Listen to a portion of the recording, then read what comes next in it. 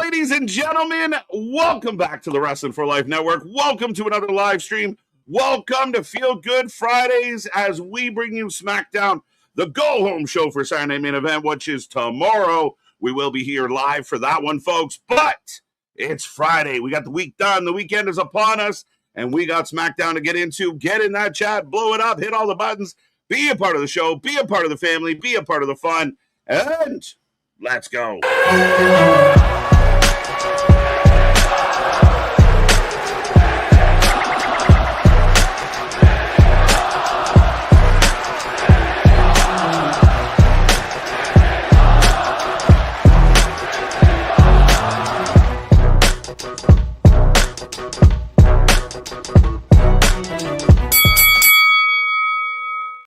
Ding, ding, ding. We are live and back at it again, folks. Like I said, we are the Wrestling for Life Network.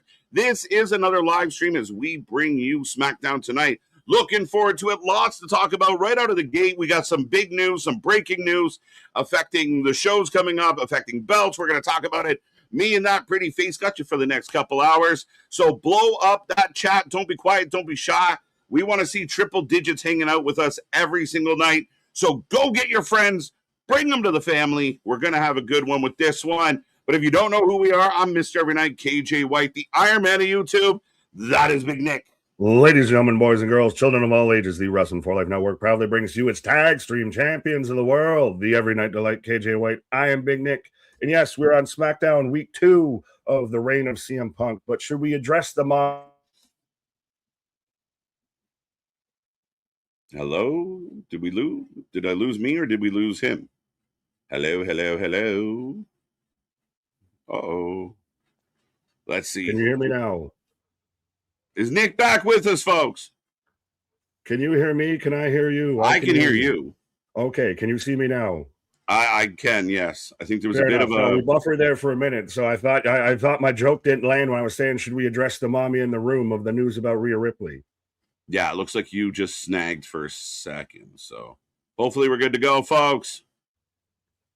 Do you see me now? Or should I step we're away good. And come back? Okay, well, I was saying, should we address Rhea Ripley? Should we address the Rhea Ripley news? Nobody heard you. So, ladies and gentlemen, we're going to kick off Rhea Ripley. Finally, they make a decision on this one. There will be an interim women's champion taking the belt from Rhea Ripley due to injury, and we're going to figure this out in a ladder match, Nick. Yeah, we had kind of talked about this before. I've thrown out the idea of... Hello?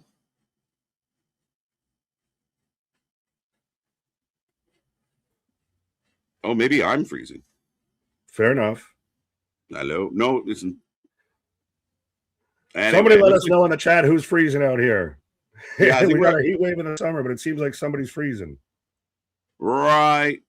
Yes, Anthony, I was going to get there if I'm getting my point across. If I'm being heard. All right. Give her a go. We'll see if everything else consistent, or we might have to do a little reboot or take a turn on doing that. But everybody's saying I'm freezing, so should I step away for half a minute? So I'll be back here soon. All right, ladies and gentlemen. Nick was going to bring up the fact that Rhea Ripley has had to relinquish the title. Yes, Anthony in the chat, we got to give him credit. He's been talking about it a lot. He put a whole video out dedicated to it. And he's not wrong. I mean, I believe, and we all believe, we all know kind of what was there, is they were holding on and they were waiting and they're giving her a chance and giving her a chance, hoping that she would be able to get back. So they kind of put everything on pause. But now here's the solution, and I think it's a decent solution. Rhea can't come back. They tried, and she can't. So we move on. What happens? We get a ladder match, and I do not believe, I'm going to double check, but it does. We are going to get a multi-woman ladder match. I'm just double checking if there's any participants listed. Charlotte Flair, Jade Cargill, JC Jane, Lyra, and Nia. No, that's last year, right? Why is that there? All right, ignore me. But I think Big Nick's on his way back in. Maybe. There we go. I was making sure everything. Am I good now? Do I seem like I'm smooth operator out here? So far, so good, my friend. Fair enough. So I'll be penta with this. I don't know how I put that together, but yeah, I don't know what you said and what you didn't say, but I've very much think that this is the right move of having them finally. Rhea's been out for a minute. We kind of can't have her just Wait, out. What? Sorry, Wikipedia is saying Naomi's in this match. Has that been announced? I haven't heard any sort of competitors announced for that yet. So is that official or is that some fantasy booking? I don't know what Wikipedia is saying at the moment. Yeah, shout out Wiki. 5-way ladder match for the interim WWE Women's Championship. Charlotte, Jade, JC, Lyra, and Naomi. That would be a weird way to announce Naomi's return. Yeah, that would kind of. Now on the WikiLeaks, we got the WikiLeaks. I don't know how accurate that report is, folks. I had to double check. I thought it was in the wrong year, but interesting. The news is coming fast and furious. Yeah, well, I'm scrolling a Sports Illustrated article, and so I just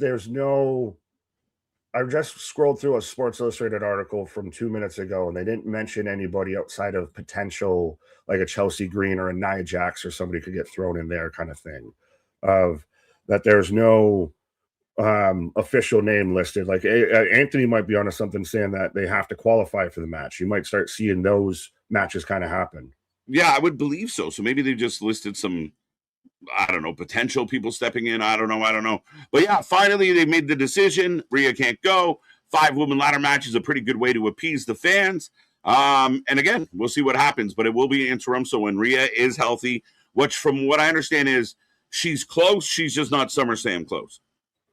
Fair enough. So then it gets interesting because then, like you were kind of saying, whoever wins this then probably is going to end up feuding with her over the official belt. So does that instantly make it a Jade? Does that instantly make it a Charlotte? That might shortlist. If it's a Naomi, that'd be really cool. But I feel like then Naomi's the one everybody wants to cheer even over Rhea.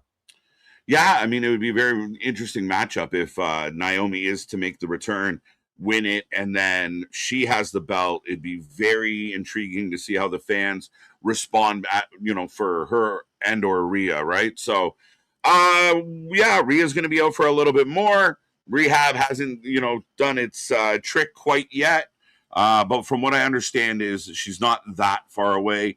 So we are going to get a women's match at SummerSlam tonight. Pierce Stewart is on duty.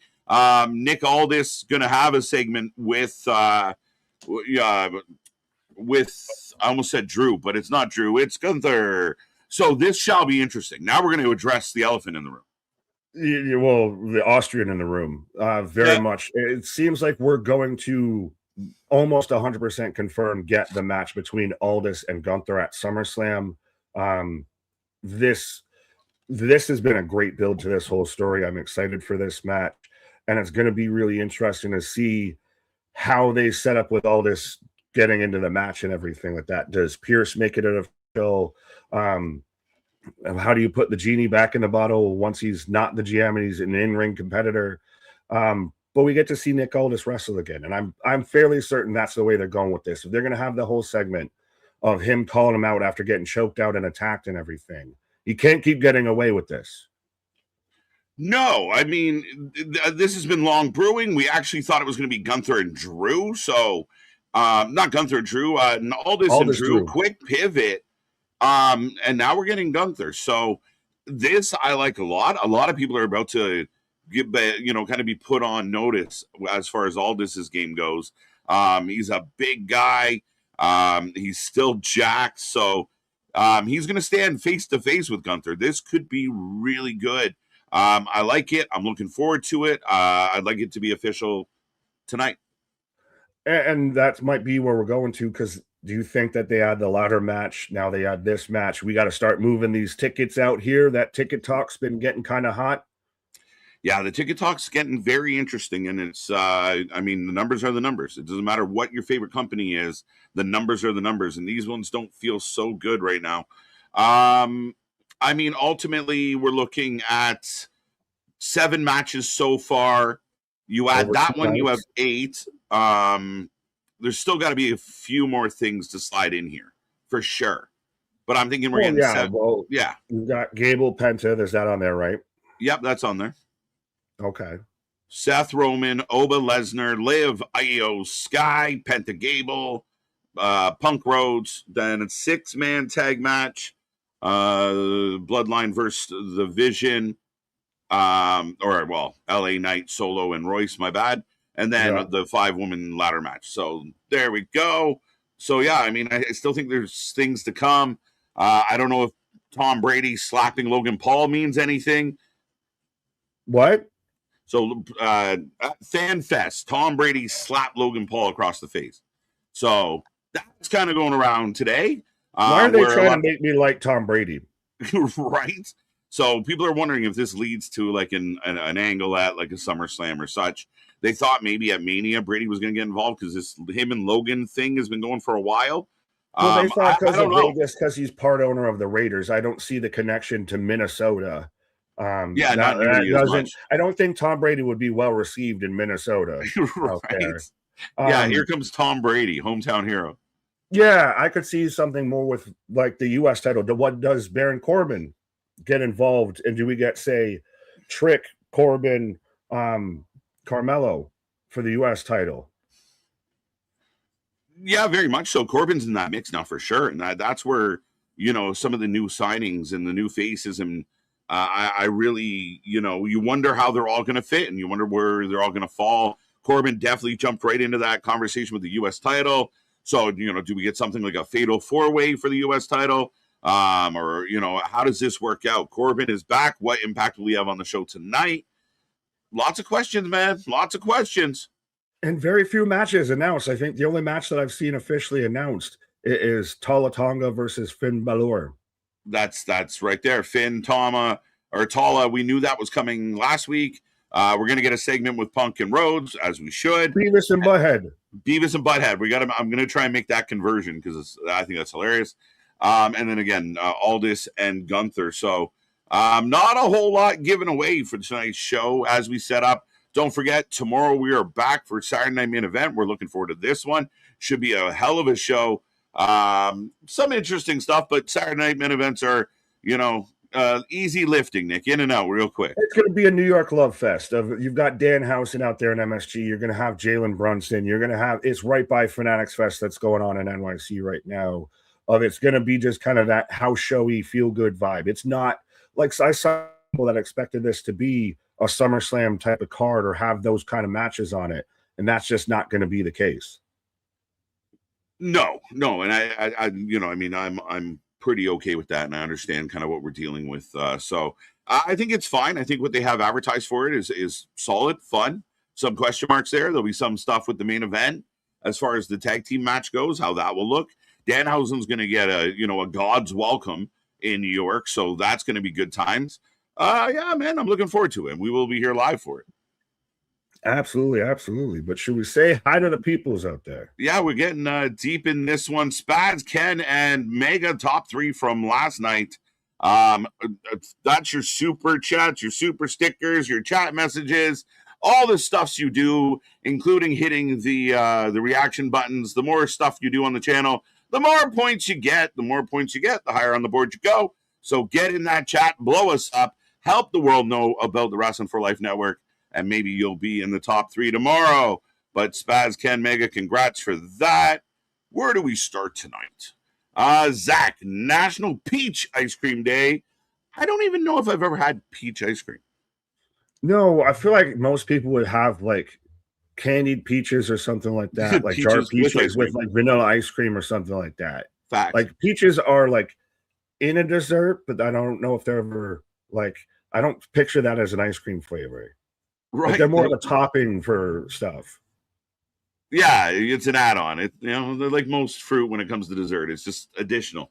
But I don't know. I fucks with some strawberry and some raspberry ice creams and stuff like that. Let's go, Kevin. Welcome back, Eric, Isaac. Always good to see you. Happy birthday to the Hoff, David Hasselhoff, and rest in peace to the bird lady of Home Alone 2, Brenda Fricker.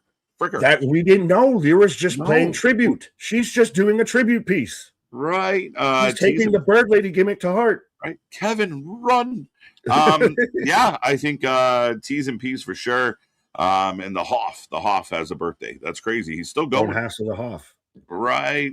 Ronan, welcome back. Welcome back. Clay Lewis, Sean Reed in the house. Hit all the buttons. Go check out the Facebook. Reader is killing it. But yeah, click all the buttons, folks. And again, go click all the links below. Follow all our socials. We are constantly doing something. Right. Ronan, breaking news. So we talked about this, Nick.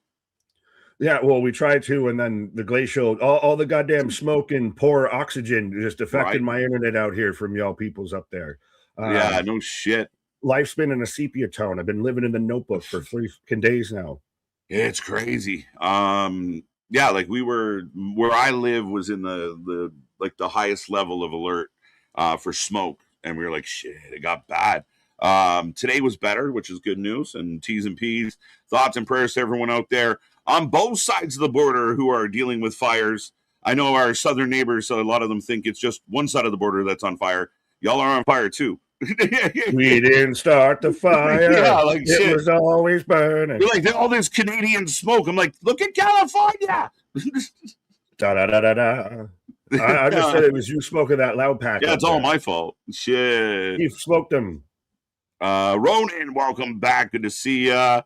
Let's go. Don't forget, prediction title is on the line as well tomorrow. The link is in the chat. Click on the link. Go put your picks in. I almost said something else. Pause. But go get your picks in, and you could be the champ. Shout out to Ronan, our current champ. Let's see if we can get a new champion this time. Right. Cooper, good to see you. Damien, good to see you. Trey Lewis, welcome back. Garrett, Danisha, Alexis White, let's go. Pause. I don't know why I paused on that. TJ, let's go. Almighty Pop, welcome back. Trey, good to see you. Good to see you. Danisha, always a pleasure. Dale Campbell, the OG's with us. Again, got Alex. Let's go. Let's go. The interim is the best route. Then when she returns the crown, the true women's champion. I like it. And you can even do a ladder match again for the real belt. But I think it's a good setup, as Anthony says, Nick. Been a minute, though, too, since we've seen a multi-women's ladder match. Yeah, that's very true. So not a regular run-of-the-mill stipulation that they do. Right. Roll Tide, welcome back. Oh, off-key legend. I like it. What's up? What is up? Almighty Pop, let's go. Yeah, Logan Paul got slapped. The 5-finger say to the face. AR1 is with us. Destin is with us. We got OG Dale. Trey, I think we got you already, sir. Muraz is back in the house. Let's go. Let's go. How we feeling on a Friday, folks? Blow up this chat. Let us know how you doing. Got any weekend plans? Are you feeling it? Are you excited? Y'all, if Naomi returns tonight to qualify for the match for the belt along Ringsider Anthony would be super happy. Facts. Oh, yeah. I think if Naomi shows up at any point in time, Anthony's going to be losing his damn mind. Right. Frankie, welcome back. Think I said hello to Denisha. MTB in the house. Well, we got to answer Frankie's question that you had up, though. Where's Frankie? Dumb question. What is up with the... that's interesting. How do we explain that? So it's kind of New York slang of that. I don't know if it's a Canadian thing. So I don't know if I kind of if I indoctrinated you into it, but it's one of those. Well, everyone knows it from Cameron and all of that too, a little bit. But it's mostly if you're a guy and you kind of say something that, or if you person and say something that sounds kind of sus in a sexual kind of way, could be taken a different way that may have not been appropriate. You hit it with a pause one time. 100%. Yeah, I mean, it's just always, kind of knew it from odd stuff. I don't know where it, started here. I know the chat has done it a ton, but yeah, just kind of our way to punctuate, like, oops, that didn't sound right.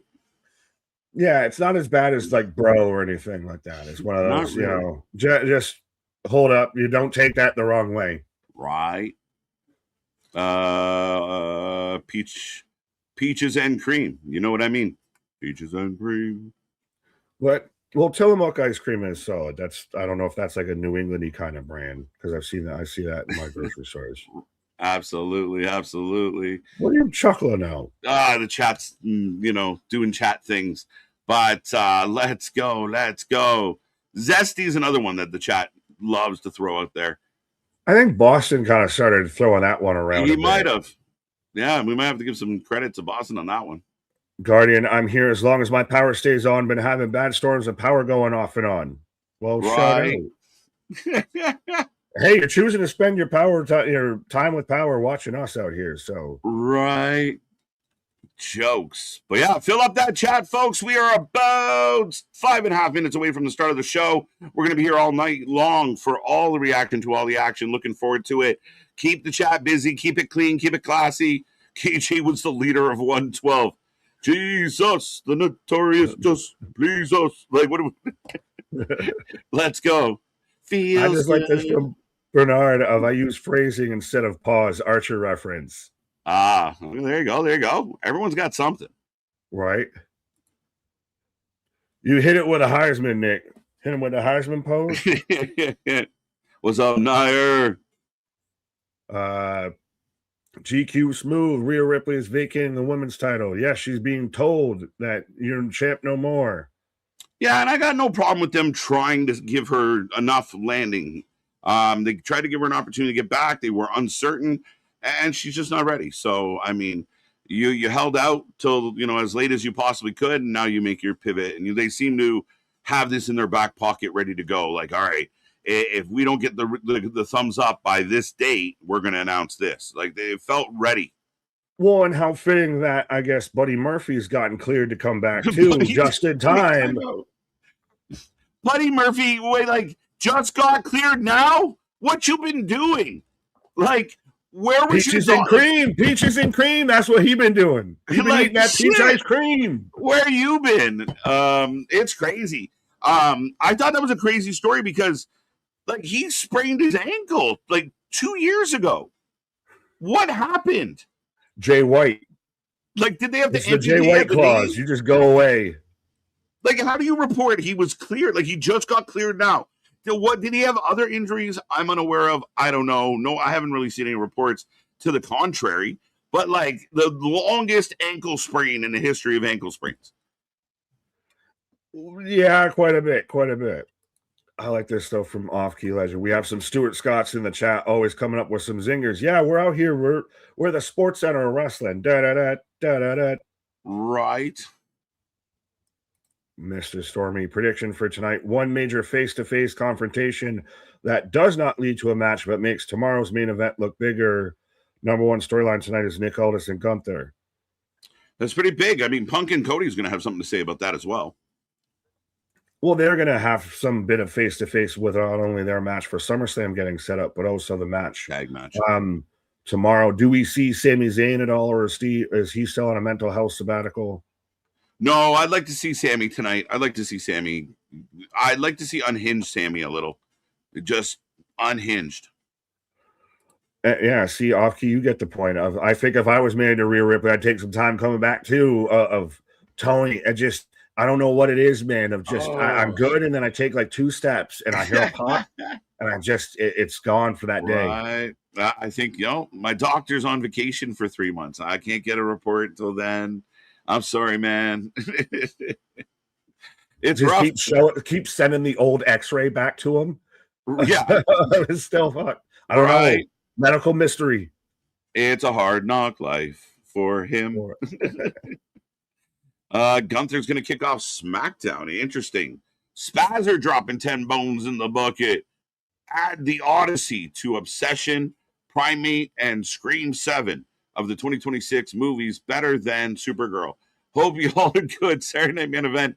Hang out this Saturday. Nair, Mega, Denisha, MDBC Money. Shout out Spaz. Give them some love, folks. And pretty crazy. I've seen Primate, Obsession. I haven't seen Scream 7 because I can't be bothered. Fair enough. Yeah, I was never a big Scream fan, and then you add more into it, which is weird because I'm a Jason fan, and we had Jason Takes Manhattan shit. So right, I had my feel of this the cheapo slashers. Obsession I know was super good. Odyssey I'm hearing is really good, even though it's a 3,000-year-old story. It's fucking Greek mythology and somehow working in 2026. Absolutely. What bloodline inning are we in? Is it a new game? Are we in extra innings? Are we new game? I don't know. We might still just be in the 5th inning. Remember, there was reports saying that this is going to go past WrestleMania 43. Yeah, I mean, it's still rolling. I mean, it feels like there's so much more to go with everything they're doing now. So we'll see where it goes, man. They managed to keep having different avenues pop up. Right. Like, I don't get this whole conversation that it's redundant. To me, I think it's new iterations and new versions and telling the story with a bit of different flair to it. Right. So I got the final 8-7. Philip Brown, good to see Gunther versus Aldis is the match that could happen. I just feel like WWE is going to throw Sammy and Gunther in the title match. We don't know if Aldis is cleared. I have no reason to think that Aldis isn't cleared. He wouldn't be getting this physical if he wasn't. There's no way that you do this. Sorry, what? Like, are you going to have somebody that's his advocate, his avatar that wrestles Gunther for him in this place? Yeah, and I don't think he stepped away due to injury. He's just stepped away, like he was kind of transitioning. But I got the Netflix logo, folks. The show is off and running. I got then. Oh, did I somehow get ahead? Now? I got Roman throwing up the 1. 1. Salma. Folks, we're singing up at home. Forever. Sing up at home. Forever. Close. See. Together. Seems pretty close, folks. You can sync up at home. The show is going live. We're here all night long, so get in that chat. Blow us up. Let us know how you're feeling. Let us know what's on your wrestling mind as we start off with a replay of Punk winning the belt. Avatar. Which, again, I don't get the whole backlash about Punk winning. Maybe if you want to go into, well, he's part-timer, which I don't even think that's the case at all. He took 3 months off and had a fucking vacation and came back. I don't think he's exactly politicking and saying, hey, you know what you need to do? Put the belt back on me. That's what you should be doing. Like, I don't think that that's been the case at all. Christ, they sat there and made the decision to take it off of Cody and put it on Sammy. I think that they happened into a situation that played out perfectly for them. Yeah, I mean, it's kind of gone. We can debate whether or not Cody's circling back into this or how they. I don't like that, but yeah, we get that. Outside of that, I kind of agree. Like, they're kind of rolling in a way, right? Well, you had Sammy with the sneak win, and it just made perfect sense of you tease the Cody thing that nobody likes. You get Cody out the way, and you saw that huge reaction of that groundswell of, oh shit, they're actually going to put him on Punk. Yeah. It's not like I said, it's not like Punk was politicking for that spot. No, not at all. I mean, again, the people that think that, like, a lot of the fans out there don't understand. Maybe they haven't, or they're young and they haven't worked too many jobs. Like, this idea that Punk just like walking in the building and being like, give me my title back. And they're like, okay, Mr. Punk, here you go. Like, that's not how this goes, guys. It's not happening. It might work that way on some other shows, but that's not how that flies over here. Yeah, and I really don't believe it. I really don't, again, this idea, like, oh, like, how are you mad at Punk that his boss gave him a promotion? It's not his fault. What are you supposed to do? No, thank you. I don't want that belt. Don't give it to me right now. No, I don't want your money. All right, like, no. I mean, it's not his choice. He didn't write the show. Well, as we're getting the replay of Gunther choking out Aldis and just destroying this man. Right. Jake, what up? Vince, what up? Ken, sup, guys? Ready for Friday Night Sammy?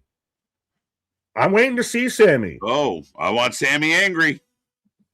Does he go back to conspiracy theory Sammy? So Gunther is kicking off. Sammy returning tonight. Let's go. Well, we know he's back tomorrow at max, or you're at minimum. So there you go. Does he actually show up though? Could it be he just doesn't show up in the arena? Right? Just ghost everyone like a bad Tinder date. Okay. It's going to be interesting of how they go with this. Could we see somebody like dare I say, a Kevin Owens maybe show up in MSG? Anthony and I kind of talked about this last night because it kind of all clicked together in my head.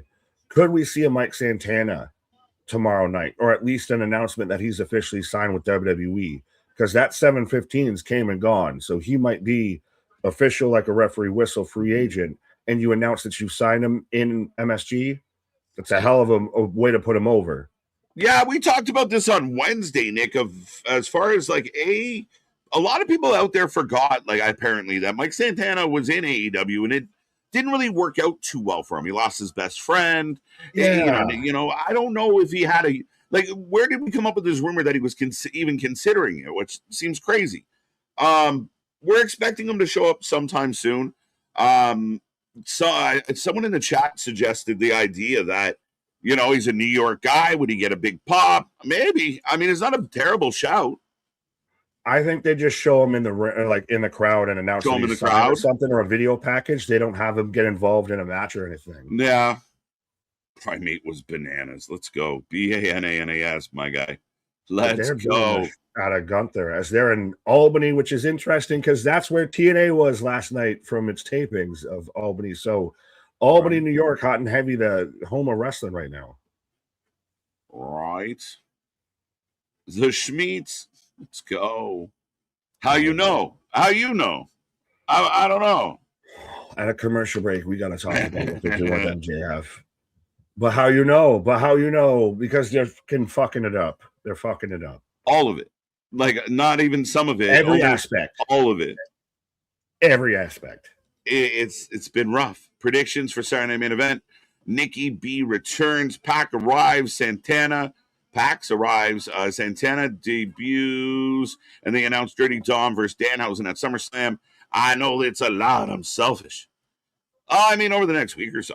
Going into SummerSlam, coming out maybe. Dirty Dom and Danhausen. I feel like it's coming soon. I don't know if I want that. I could see the Nikki Bella return. Tatum, I don't know. Santana, we were just talking about. I'll let you have the Dom Danhausen thing, but yeah, I'm not a big fan of it. Gunther all fired up. I'm the greatest professional wrestler in the world. All right.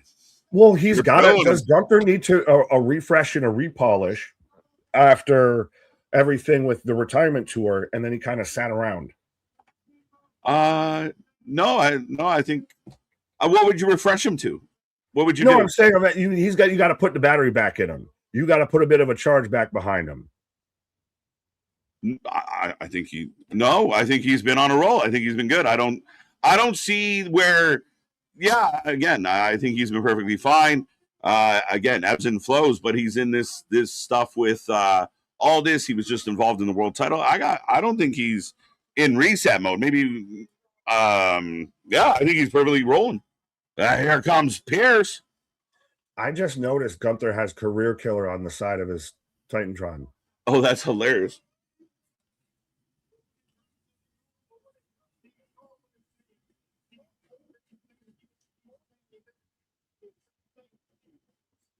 When it comes to Nick Aldis, the only thing you should be saying is thank you.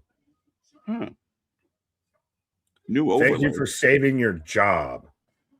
Thank me. Yeah, because technically they have to treat it like it was a fireable offense. You can't just beat up the boss and then nobody gives a shit. We've been critical of that other way. So you have to address how it's okay that he didn't get fired, that he didn't, get arrested. There has to be an explanation to how he's okay to choke out his boss. And in the laws of wrestling, that he can justifiably, he wants a match now, and you got to agree to this to make sure. Otherwise, you're out of here. You're gone, buddy. You're done here, pal. Right. MDB. I've heard people have the audacity to say AEW's weekly TV is better than WWE's. I almost lost it. Listen, we're going to talk about it later. But the first thing I saw on Thursday was Dave Meltzer saying that Kenny Omega delivered one of his best promos of his AEW career, and it was tremendous, and we were here for it. Again, this is the problem, and we'll get there. Oh, we're very much going to get there. Yeah, they're in full attack mode. But anytime AEW feels weak, that's when they go into attack mode. Like, and again, somebody made a comment on something the other day, and it was just like, make the comment. You don't have to tack on, oh, but WWE. Let it go. Right. Just make the comment. Brag about your favorite wrestling. Lights out.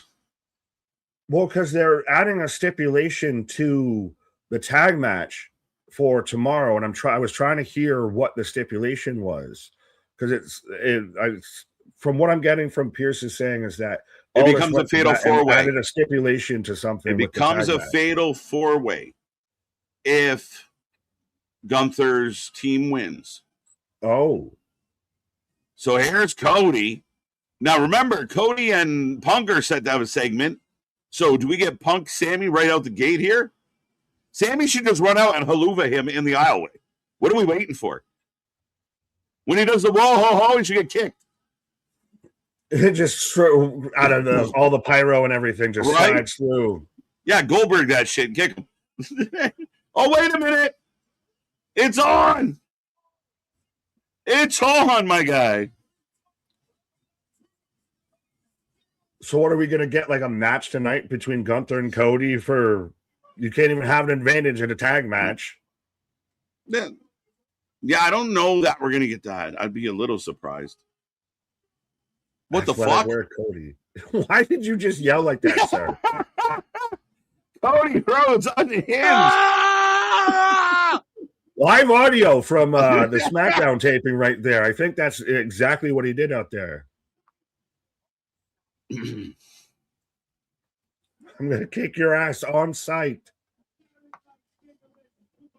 Oh, because Gunther still got to answer for taking out Cody on Raw.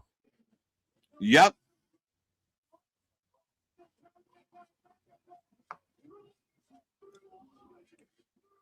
The road to Saturday night's main event runs through Albany. Maybe sounds like he's challenging him to a match. Yeah. There you go. I didn't think they'd do it, but here we go. That match is going to not end well. That's going to end in a small. That's where you get Sammy. Yeah, for sure. What's up, Lady B, Jose? Cherokee's back with us. Almighty, we got you. Pierce making it official. It's official. Sammy going to do all the shit. What do you mean? Sammy's a problem. Cody got on his Fabletics. This man got on the Under Armour road shirt. Right. Gunther using the Flowbee on his hair. Someone said it looked like, MDB said it looked like he's been licked by a giraffe. There's a little swoosh, a little swoosh to it. Would he be making a flight to Turkey here sooner rather than later? Yes, or maybe. Is he just going to be bold, beautiful Gunther, embrace that shit? Right. So, if you were just tuning in tonight, we're getting Cody, Gunther, probably the main event, but we're getting Cody, Gunther tonight for sure. And tomorrow's tag match, if Gunther and Sammy win, it becomes a fatal four-way at SummerSlam, which feels like most likely. But then you don't get the Pierce or the Aldis Gunther match then. That's a good point. Do they just... Yeah, that's a good point. That's what I think. So I think they did it there, and then does Aldis screw Gunther somehow or anything? Or does, Gunther lose, and then that creates more of an issue between him and Aldis, or somehow, some way? I don't know. I, on one hand, would like to see the Fatal 4-Way, because then it becomes way more unpredictable as to who could win. Wow. But at the same time, I do kind of want to see Gunther versus Aldis. Yeah, I kind of do. So, yeah, we're kind of in a predicament here of, you're right. Is that a tell of they're teasing Aldis Gunther, so probably not going to win the tag match, therefore it doesn't become a Fatal 4-Way. Maybe it's Aldis' fault. I don't know, but according to Sam, it's all my fault. Nick has the latest worst takes. I'm sorry, Nick. KJ got you these last weeks. Babe, I got you, babe. I got you, babe. Yeah. Speaking of babes, we got Nia, J-Lo, and Lash. How you doing? Yeah, okay. Interim WWE Women's Championship ladder match. Tonight. Qualifier. Jade versus Nia. We're getting JC versus Tiffany. Now, okay. The names you rattled off before, how many of them start to hit tonight? Yeah, I'm like, wait, you got the lotto numbers already. How many numbers hit? Who's Tiffy fighting tonight? JC. JC's on the list. You're not going to have Tiffy be double champ? They could tease it, but I don't think it'll happen. As I have Finn coming out right now. According to the internet, both Breaker and Gunther are buried jobbers. Well, the internet is dumb. And only 5%. Yeah. Like, come on, guys. Let's be real. Gunther is in marquee shit, doing marquee stuff. Gunther's perfectly fine. I don't understand. Like, I really don't get the mentality. I do want Braun Breaker away from the Vision, though. I don't think so. I think he's okay for now. He could be a tag team again with Baron Corbin. Yeah, maybe. I don't know.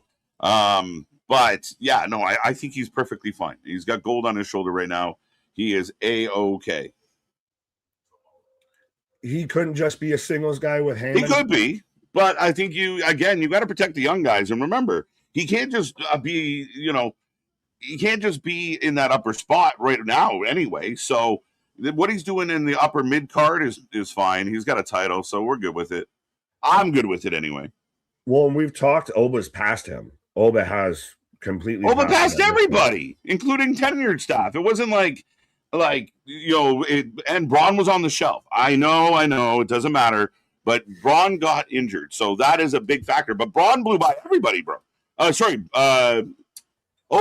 took everybody. Well, you weren't wrong with Braun blew by everybody, and then it feels like the field caught up because injury, what have you, this, that. But he's in the exact same spot he was, so nothing moved other than Oba's past everybody, including the roster that like the full-time roster.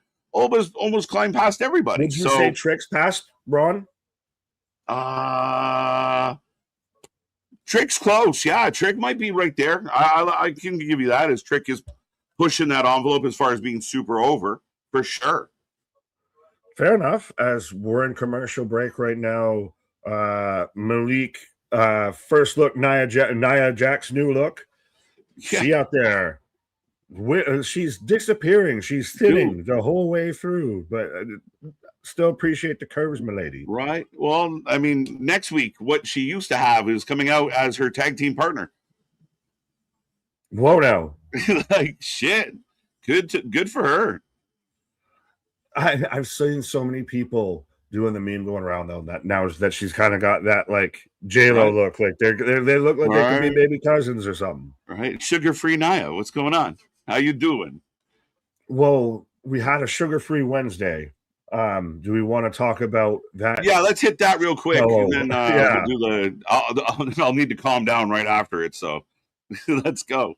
We'll Wednesday calm down with the Finn stuff. Yeah, we're on commercial break right now. We're getting an ad for Unreal, which debut season 3 Tuesday. We're a couple days away from that, so make sure you tune into that. Yeah, man, it's Wednesday was rough. Wednesday was really rough, and I was really disappointed that the first thing I see on Thursday is a guy like Meltzer, who's supposed to be an expert, supposed to be a professional, has all these sheep behind a paywall that listen to his bullshit, talk about how tremendous, like how great things were, and blah, blah, blah. Like, it's bad. It's bad. It was not done well. All of it was wrong, Nick. All of it. So much of it is a mess. Hangman at all. They didn't mention Hangman, your big champion returning, of having the whole moment and everything, of where he acknowledges he's not going to challenge for the world title again or anything. They didn't mention that at all. Can I quickly mention the fact that they announced his return? One of your biggest stars. Imagine Sunday night we all got a notification that, Cody Rhodes or Randy Orton is going to be returning, tonight on main event. Like, what the fuck are we doing? Like, I don't understand how you do that to Paige that, 10 hours before we find out. He does a promo that makes very little sense, and I don't know where we're going to go with it. And then nothing on Wednesday. Like, what? They're doing the weird thing that we've even gone at WWE for doing, of advertising stuff so last minute, advertising stuff during the show versus actually trying to put anything out there that's going to make me want to tune into this show. But beyond the Hangman stuff of they already did that man dirty because they didn't even follow up on any of it on Wednesday, their big primetime show. Yeah. He's important, isn't he? That's what I thought. But Right? apparently Monet and Co. that aren't competing for anything is more important because we were at least listening to the criticism of, hey, the women can main event a show. So it shows Tony can listen to criticism, so we don't need to act like this man's a saint all the time.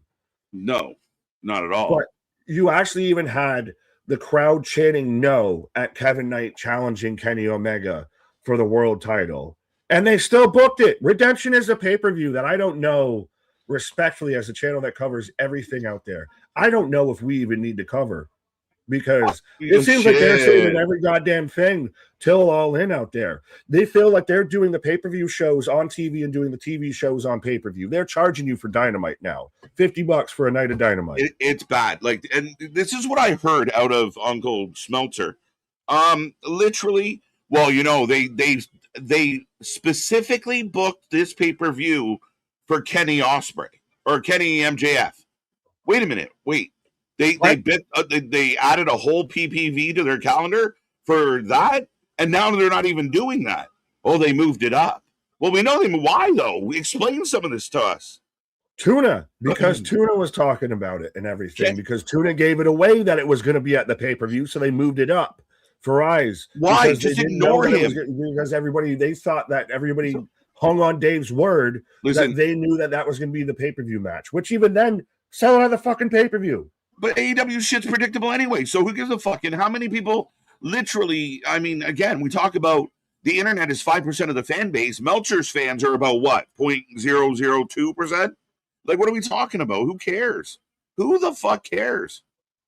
But it's so funny now to see, like, Brian Alvarez has, there goes my hero, of finally listening to, saying the same we've been saying for almost 2 years now, I feel, at this point.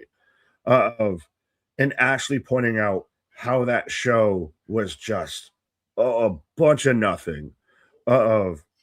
You've ruined, like, even the Kevin Knight Darby thing shouldn't be on TV, in my opinion. MJF is probably going to now take on Andrade at All In for the fucking ring, which is stupid as shit. Yeah, man. No, the whole night, Nick, was, as we are starting off with Finn and Tala, Finn got 80% of the vote. Nick, it was bad, though. And again, it was all these segments that just step on each other and even like with Andrade of like, I'm mad at that guy. Well, you can't fight that guy. Well, okay, I want that guy's belt. Andrade Kevin Knight would have been a better pay-per-view match right out of the gate. But you know, okay, now but no. You'll fight Jake something, and if you win, you get Mark Davis, who you didn't even ask for. What? So is MJF going to face this man for the national title at All In, and I'm just going to have to crash out and hate this whole goddamn pay-per-view? A lot of people talking like he might not even be at All In. He's not going to be at Redemption. That's been all but fucking made apparent at this point. Which then is the knee thing a true issue? That's what I think they're hiding. That's your own goddamn fault. And you could have just kept him off TV and not having these matches. You could have had him on TV cutting promos, being a goddamn prick, but they've messed this whole story up, and they're trying to dig themselves. They're Andy Dufresne in this. They're crawling through miles of shit, hoping they get on the other end, and I don't know if they will. Well, that's the thing, and Nick, they pride themselves on, like, we give good pay-per-views, but if you have a bad build that doesn't lead to a good pay-per-view, I mean, now you don't have the one thing you rest on. And this idea, I'm sorry. Go ahead. No, this has been the one show that, as we do have Finn and Tala, and then it's going to be talked over. It is what it is. But this has been the one pay-per-view I've seen to where we found pretty much most of the show out in one night, and it kind of got universally panned of like, what is this as a pay-per-view? Is this really a pay-per-view, Tony? Is this what we're going to have? Darby versus Kevin Knight on a Wednesday night. I didn't even think about Andrade versus Kevin Knight of that Callis family for the TNT title. What? This is how stupid they make the babyface look. Babyface says, I want the TNT title. And Callis goes, nah, fight Jake and you can fight Mark. You get Mark if you beat him. Wait, what? So I don't know. Goes along with it. It goes along with Kyle Fletcher will be interesting. But again, like everyone's stepping on everyone else's storyline, even that whole segment. And I'm sorry, Dave Meltzer, you're supposed to be some wrestling aficionado. The fact that you decided on Thursday to tell the world that Kenny had a tremendous promo, dude, give it up. Like, I can't go there with you. It wasn't good. And then Ospreay comes out. And then Kevin Knight comes out. And then other people come out. And you don't even know who's arguing with who. Ospreay gets pushed to the back. Moxley's getting involved. And this is all leading to Moxley at some point. But it's a mess. It's a mess. And the fans out there, the Meltzers out there, wants to overlook all of that and go, oh, but this match was pretty good, and this match was pretty good. And isn't this story amazing? No. The Death Riders are not amazing. The MJF shit's not amazing.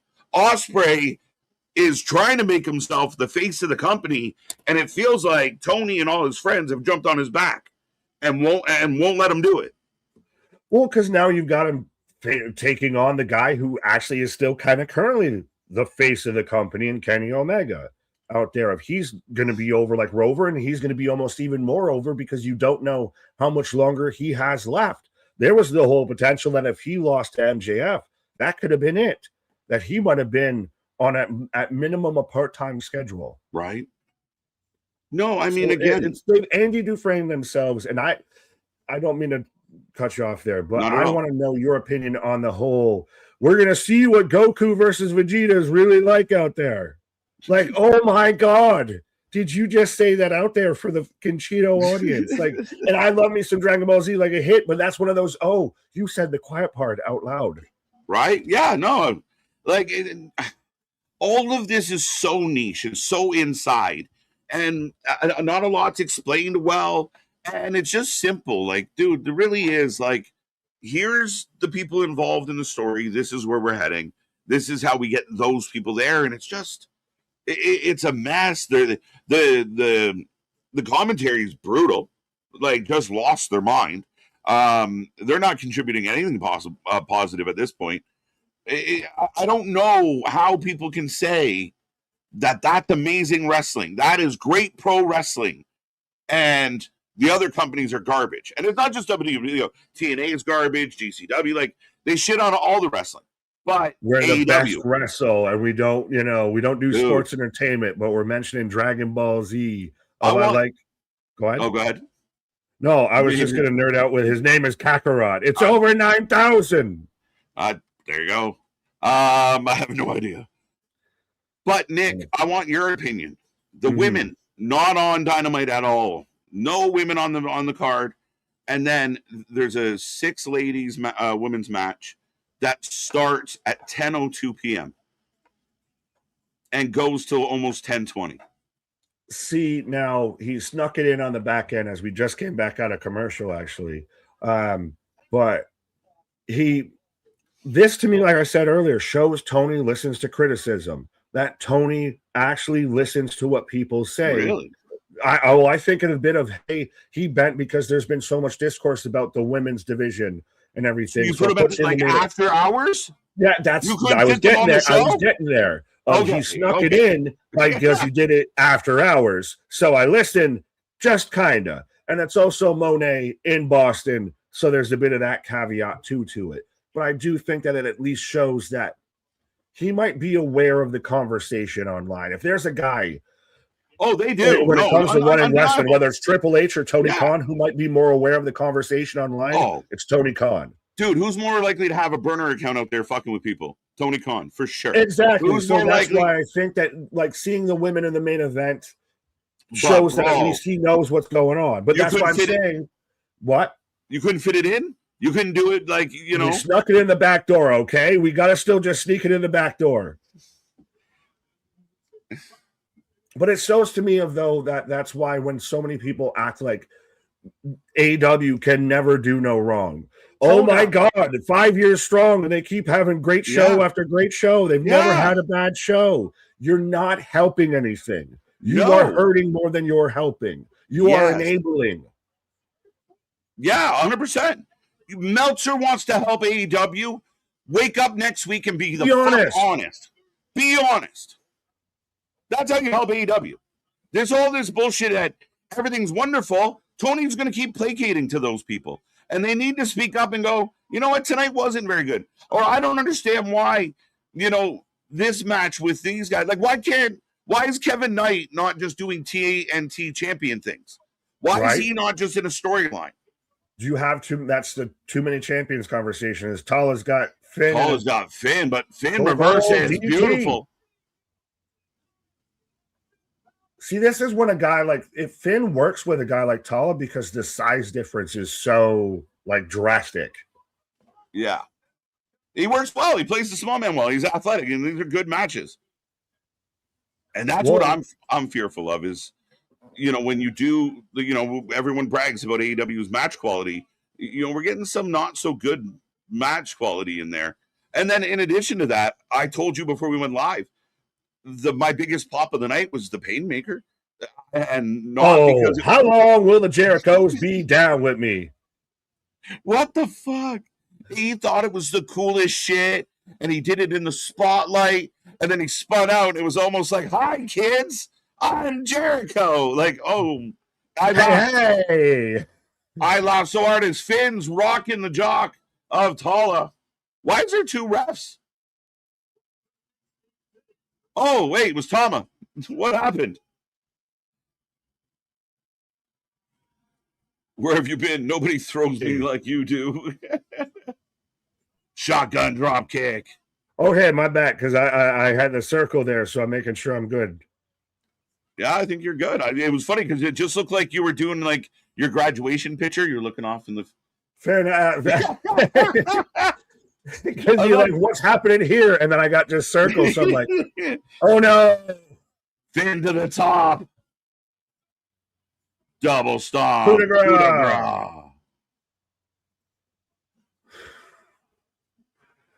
And it's over. Out there with just a lovely comment. WWE. Brian likes to show up and throw some stuff out. It's good. What's up, Brian? Right. We see you. That's better than what I said. I called him Brienne, but there you go. Did I misread that? I don't know. I might have misread it, but Nair Finn can see your spine when you breathe. Eat a hot dog, please. Finn? Yeah, eat a sandwich, bro. Finn. Yeah, he's like less than 1% body fat at this point. Not much. Yeah. He's the only person to ever have negative body fat percentage. Shit. Well, yeah, Finn gets a big win, and Finn's looking good over here. I mean, we saw him nose to nose with CM Punk last week, so interesting. And speaking of the double. Well, the title scene right now on SmackDown can get very interesting. That's why Cody being involved feels like we're going back to like this logjam a bit. A little bit, but the Fatal 4-Way is going to be interesting now. Punk saying, wait, how's that fair to me? Why am I getting, what are you saying fuck me for? Yeah, what happened? Valedictorian. Yeah, that's the closest I've ever gotten to that statement ever. Just. It's funny, though. I won't say where I work, but I got an Employee of the Month one time, and my picture for Employee of the Month was hitting the Randy Orton, hey, nothing you can say. Priest looks like he just got off his mechanic job to make it to SmackDown. Right.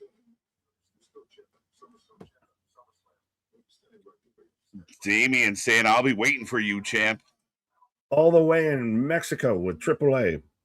Big Nick's vitamins are kicking in. Hallelujah.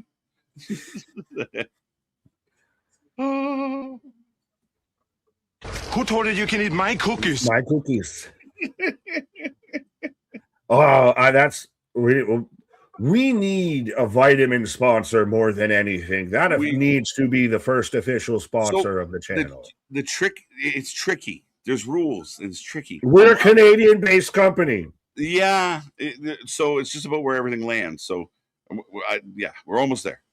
Home of operations is in Canada. I want someone to grow our own strain. And I don't have time to do it, or I would. But we got Jade. This looks good. Well, she's got probably the biggest. Yeah, she's probably got the biggest claim, though, to going back at Rhea. Because we've even talked about, should she have won the match at Mania? Yeah. And I voted for her, man. I thought she might. I thought it was probably a better business decision. But Nick, I'll be back. Yeah, do it. Yeah, Do it's it. amazing. It's fantastic. See, it doesn't even want me here. It was too busy letting me celebrate Arnold out there. This man's just knows how to make the fucking monkey dance out there with, poke the bear with do Arnold quotes, and I'll jump on it. Oh, sorry, Frankie, where was your Big Nick's vitamins kit? Yeah, that's why I'm out there with doing the Arnold. Yeah. So they are showing everybody that's at least qualifying. Jade, Nia, JC. JC's somebody that very much could win this. I predicted that she could end up being the Money in the Bank winner. So if she wins this and gets right into a feud with Rhea coming out of it, I mean, it'd be a hell of a way to really jumpstart her. A Fatal Influence has been probably the best women's transition from the NXT to the main roster. Tiffy might need a timeout. Stay with your U.S. title. We just were talking about Kevin Knight. You don't need to have titles on titles and titles and titles and all of that. You can just kind of have that division and just have it be that division vibe. As we are getting Tiffany out here, I don't think we're even going to have a slide for this because this got announced pretty much while the show was kicking off out here. But Tiffany Stratton taking on JC Jane right now to see who qualifies for the women's ladder match at SummerSlam. For those who are just or have joined us that don't know the story out there of Rhea Ripley has essentially been stripped of the women's title due to her ongoing injury. And so now they're going to have a 5-way, 6-way women's ladder match at SummerSlam to determine an interim champion. So now we got qualifying matches. But as much as I like Tiffy, I feel she might need to take a step and just kind of be U.S. champ for a bit. It's so interesting to kind of look at what happened with Tiffany. She was supposed to be the heel. The crowd got behind her, pushed her towards the babyface. She had the whole thing with her and Charlotte that went off the rails a bit. Ends up becoming champion, all of that. And then kind of after that, kind of started to peter out a little bit. And then have her end up being U.S. champ I think she really kind of needs to just settle down and be into something and have a solid feud for a bit and kind of be into something versus bouncing around towards main titles. But I am in commercial break right now. Nick should be able to help you, KJ. He's connected to the math. What am I doing connections for? What am I doing favors for? You out here, listen. Now you're making me got to do phone calls and call Dons and everything like that. What are you trying to sign me up for? I'm not going to be a hater, but all these wrestlers with booty cheeks. Pause. I don't think we've had any cheeky situations out here. Boston, MDB, that made me picture Nick prancing around singing Valerie while doing spear fingers. Hey, I love me some Amy Winehouse. I will admit, I have Amy Winehouse on vinyl. I am a fan of Amy Winehouse for sure. You know what? Dream on, to quote Aerosmith there, Boston, with your fantasy visions. Fatal Influence is hot. Yeah, just a little bit there, MDB. Tiff Orange, yeah. Listen, we're doing great. She's the U.S. champ. She's doing it bigly. She's got all the time. Did you see the U.S.? No more daylight savings time. We have one time. We don't run on anybody else's time out here. Yeah, I think Tiffany just needs to really fucking settle down and they need to figure out what it is. She mentioned about bringing back the whole daddy's little rich girl character vibe to it, and I don't really like that. I get it. It's kind of what started everything with her, but you can still do that without doing it kind of as weird as she did it before. Especially with all the Vince stuff that was happening at that time. But yeah, I don't think we need to run back all the way to that. It's Nikki time. Oh, Nikki, you're so fun. You're so fun. You blow my mind. Hey, Nikki. But as I get a Southern New Hampshire Deanna Perrazzo commercial, make sure you hit like, share, and subscribe. We do this for anything and everything when it comes to pro wrestling. We're back at it like a jackrabbit tomorrow for Saturday's main event in MSG. Jalen Brunson's going to get a hero's welcome. Danhausen's going to get a hero's welcome. And it's going to just be fun in New York City. And then rolling all the way right along into SummerSlam, All In of Christ and all the shows that are going alongside All In. We haven't even talked about how All Out and Worlds Collide are going to be going, literally colliding in the same city on the same day, damn near almost at the same time. So 100% things are heating up with the pro wrestling scene. So make sure you hit that bell notification because we're going to be here covering all of it. Everything. Mox win, worst wrestler by default. Well, that should have. We don't exactly have that category in the midlifeies or the four lifeies. We have the better luck next years and the botches and everything. I don't know if we can outright have a worst wrestler. Maybe that night might need to be a thing of like the KJ Rage Award. Oh, so we're showing all the caskets. We're showing all the Undertaker's caskets somewhere. Why? With Cody. So we're going through the vault of all the Steiner Brothers Letterman's jacket, the Dusty Rhodes robe. Hard times out here, baby. This is just a weird. I'm not disliking it, but I'm just, why are we here after this fucking cut-in? Stunning Steve Austin out there. That man's fucking jacket from the ring. It's crazy to think that, okay, so it was an Unreal commercial. Okay, that was interesting as hell. It's just crazy to think, like, go in your basement right now and imagine your basement just had, on a whim, has a robe that Dusty Rhodes wore at like a show in Madison Square Garden. And oh, hey, by the way, it's got the Steiner's Letterman's jacket from the first ever Monday Night Raw. And just in case, we've also just got a whole wall of like every Undertaker casket that's ever been used. Like, the fact that they just have that shit floating around is insane. Like, that's craziness. There's so much history that they should honestly actually do a physical Hall of Fame or a museum. I don't want to say a museum-ish, but definitely like a Hall of Fame. Do an out and outright WWE Hall of Fame, like a physical, like Canton, Ohio's the Baseball Hall of Fame. If I'm remembering correctly, do something like that. Do an actual like physical WWE Hall of Fame. Christ, you could do it in goddamn Connecticut if you buy the fucking property. You can get some tourist attractions to Connecticut. Just no one would go there during winter. Nick, we know you've done Spear Fingers. Oh, for fucking sure. I've done basically the, Vincent Price version of it, when we're starting off streams up there. I am not above Bring It On at all. I've sat there and watched, what's the Pitch Perfect? I watched all those movies. I'll admit I got some basic bitch tendencies, but it'd be good. Be all right.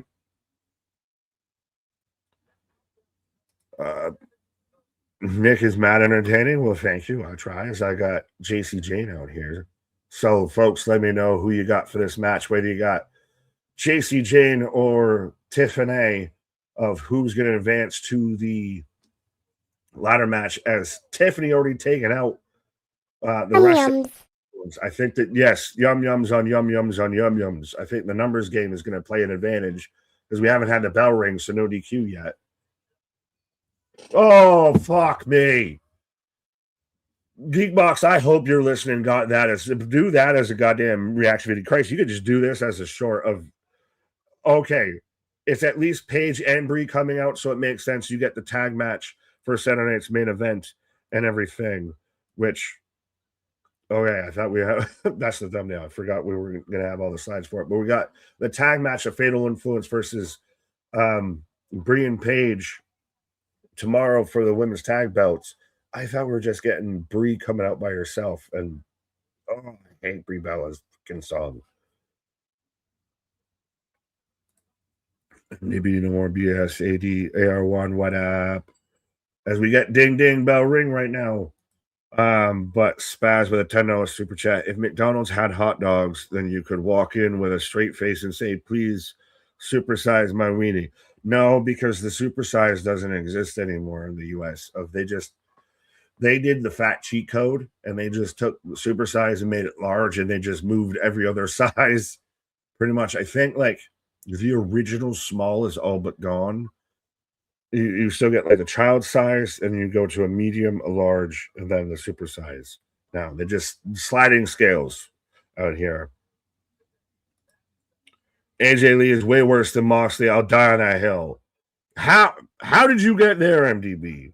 And why would you get there? What is your comparable? I need to see facts and evidence as Tiffany with a running drop kick onto JC down to 1.5 count. How did you get there at all? The KJ Rage Award, aka You're on Par with Moxley Award. Will we just call it the Moxley Award that? But then you're going to have people misinterpret the purpose of the award. But I'm back in commercial. Really, I don't want to say it's been commercial heavy, but it's definitely like mid-match commercial. At least AJ, yeah, very much took time off, took time away. Hey, Tech, what up? What up? And actually, I believe it was your birthday recently. I'm going to sound like a fool if I'm wrong, but happy birthday. Can we get heel Tiffy again? She's talked about, Jose, about, like I said, of bringing back the whole, if I were a rich girl, of being the spoiled, like daddy's daughter, spoiled brat kind of vibe. But is that character still able to really work in 2026? Being honest, you can't have like the goon character doesn't work anymore. That kind of stuff is certain stuff like that. Not like you can do close to it, but you can't do that directly straight on unless you're Stephanie or something. But yeah, I don't know. I wasn't a big fan of that then. So I know, but it's what made her, but they need to figure out what she's doing. Tennis football. Okay, thank you, window. So see, I was a window licker. I was wrong. What is it? So what's the baseball one? Someone let me know where the baseball Hall of Fame is. I'm misconstrued my Hall of Fames. Canton, Ohio is the NFL Hall of Fame. There you go. Yeah, now I'm going to try and think too hard about where baseball is. Where would the WWE Hall of Fame be? That's a fantastic question. Would you do it in Orlando? Performance Center, a bit with that, of at least I'm more thinking it's around like Disney, Universal. People would go there touristy time. You got a bit more better weather than say if you did it in like if you actually did it in Stamford, Connecticut, to where WWE headquarters is. You'd just take like December or actually probably November till like February, March, and just chalk those up of limited, hours, because be the middle of winter. I don't know how many people want to fly to fucking Connecticut in the winter, but be interesting of where they could do it. I think those would be the two most logical. Does anybody in the chat have a place where they think that could host WWE's Hall of Fame? Would they do somewhere like a California or a Texas or any big kind of metropolitan area that's warmer weather climates? So tourism. I think Orlando would probably be the best bet. Performance Center. You can, and come and stay and watch an NXT show. You can get the whole WWE experience. You can get a goddamn WWE theme park almost at this point. Get never so close. Tiffy Teeth. Hey, what? Ebony, what up? Where's am I the ivory to your ebony? WWE HQ, again, Stamford, Connecticut, where it doesn't scream want to go, like, really, even again, Canton, Ohio, does that really scream outside of you're going there just for the Football Hall of Fame? In a way, people going to Connecticut, fair enough. I've been listening to metalcore as of late. Well, there you go, Destin. Geekbox, what up? Everybody's second favorite box. You must have heard me call you out there of saying, my instant reaction just to hear in Bree mode. It's like fucking Pavlov's dog is JC's down. Damn, I love Fatal Influences theme tune, proper wrestling theme. Did anybody else see of, what is it, Mickey Ruckus, the guy who does the AEW themes, responding to Jim Johnston, saying that pretty much there's no more good wrestling themes, especially between WWE and AEW, because they're all sound generic and AI bullshit. And he instantly responded, yeah, who gives a shit what he thinks?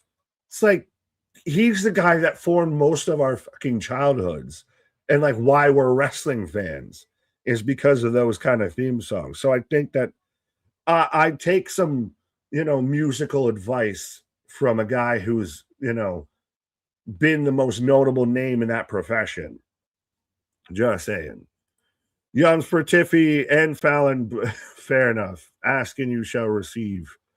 Now she is. Yum yums. So yeah, the voice beat me to it. Whoa, ho, ho, ho, ho, ho, ho, ho. The Yum Yum machine has arrived. That's it. Gotta have quick fingers. Whoa now. Pause. You're just setting me up out there for some things, but anyways. Right. But yes, got JC and Tiffany going at it right now of qualified match. I assume JC wins. I mean, it's tough to say. It's a hard pick here. Tiffany's a bigger name, but JC's on fire. Nice neck breaker. Good match so far. But what do they need to do to really get back to Tiffany being like where she was before? Because you can't say she's in the same situation as she was before. I think the tricky part with Tiffy, she's a natural heel, so her babyface power is kind of slim. But she's U.S. champion. She's having better matches with less oopses. Nice cutter. So that's how you do it. You just got to make sure she's having clean matches, like solid matches. There's no well, she might win right here. Well, on that note, as I've been proven completely wrong, not once but twice on JC Jane. I mean, I like JC, but Tiff's the champ. Tiff gets the win. I don't like it. I don't like it because Tiff's the champ. I want her to just have a fucking run as U.S. champ. Have something solid as a U.S. champ. You got to remember. We were remember, talking about with Kevin Knight. Use the fucking title you already have. But you got to remember, with this 5-woman match, you kind of swallowed up her contenders as well. So that's why Tiffany was probably going to fight in a triple threat, perhaps. But they all ended up in this match. They're going to all end up in this match. So, and Wikipedia is wrong because JC's not in the match. There, so see, we've already been proven that, busters don't trust the dirt sheets out there. Not even Wikipedia can be fully trusted as a source anymore. Right. But fuck, that's two. I should have thought about that. Tiffany, Minnesota. That's it. She might win. Yeah, shit. Champ Tiffany. Oh, no. Even as much as I like Tiffany, don't do champ. You're the channel's biggest Tiffany fan, so so that should tell you. I'm sending the warning sign. I'm the canary in the coal mine saying, no, don't do that. How do they get Tiffany back to give her 2 belts? I mean, that's pretty badass. Is that not booking her big? The reception is not going to be well received outside of Minnesota. In Minnesota, but beyond Minnesota, you got to go to fucking Toledo the next week, and then you got to go to Cincinnati. Oh, we got Corbin.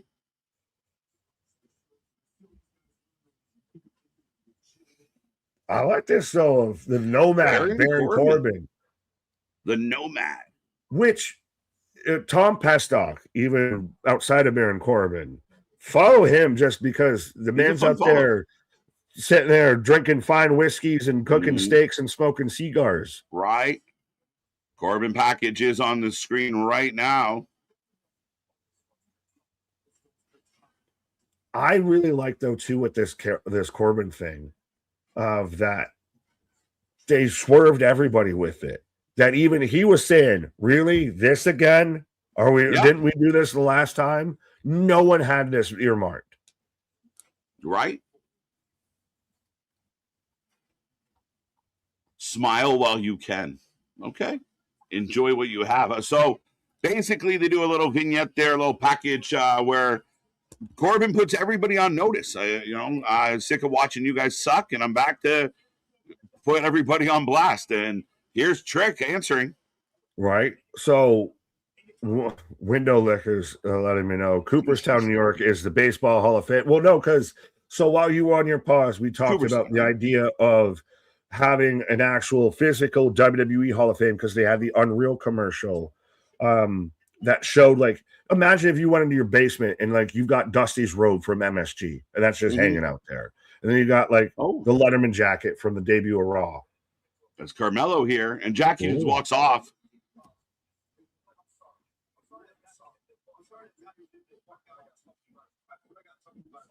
Bernard saying, disrespectful ass AEW company. They don't respect the business at all. That's interesting. Yeah. Oops. Yeah, did you see Mikey Ruckus out there? He brings a ruckus. Yeah, not a smart move on his part because, again, it's like Jim's not going to have a whole lot of haters, so it was a bad choice on his part. He knew it wasn't going to go well for him, but and it didn't. And Jim's not wrong. There's a lot of bullshit. I mean, he kind of blanketed it, and we'll pull it back and say there are some bangers out there, but 90%, 85% of the entrances have gone to nothing. Entrances used to be a big part of the situation. Now they feel like an afterthought. You used to have themes that you could listen to outside of watching the wrestling and everything that you just put on as regular songs. Yeah. There you go. So Carmelo and Trick exchange words. Jade versus Nia up next. Right. They could have announced some of this.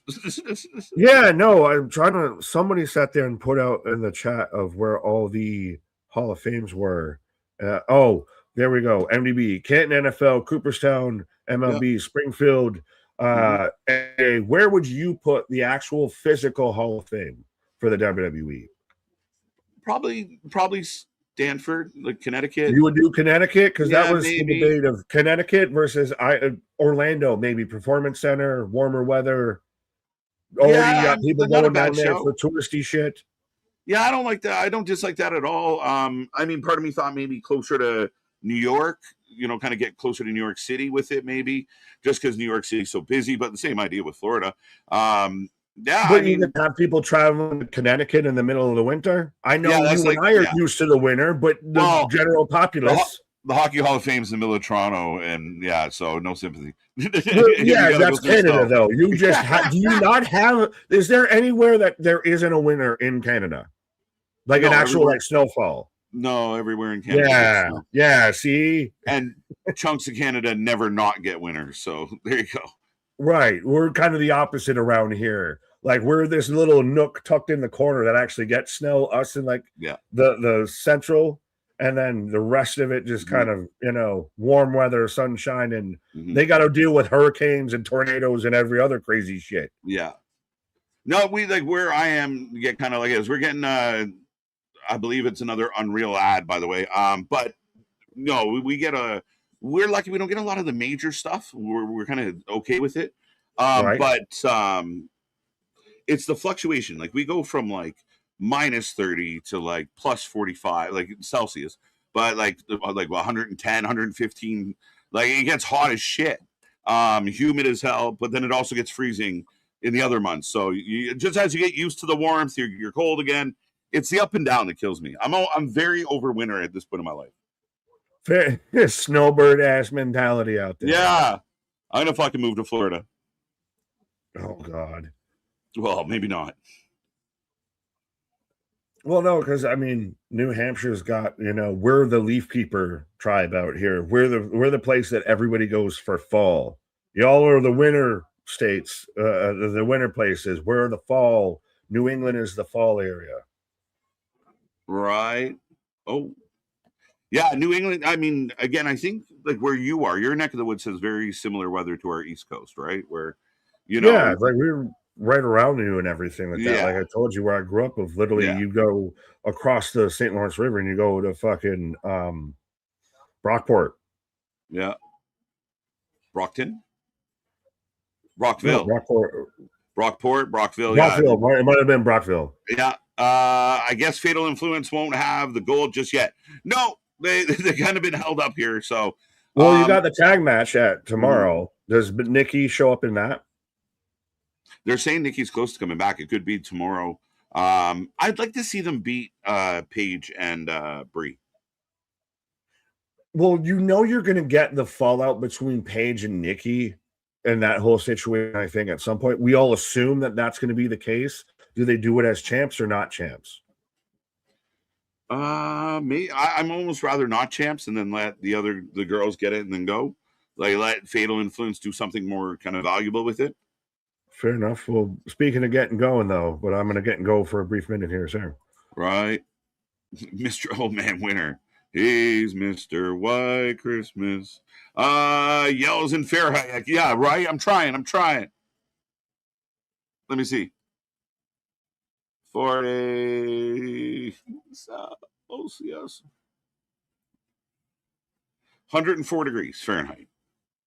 There you go. So it gets like 100. Yeah, like we push 110. Some places, I mean, we're so big, it's so different. The different provinces have completely different weather. Same as you guys. KJ would be great. Florida man. Let's go. Causing trouble. I don't know, man. It might be too much. It might be shock. You have to show me around, Jose.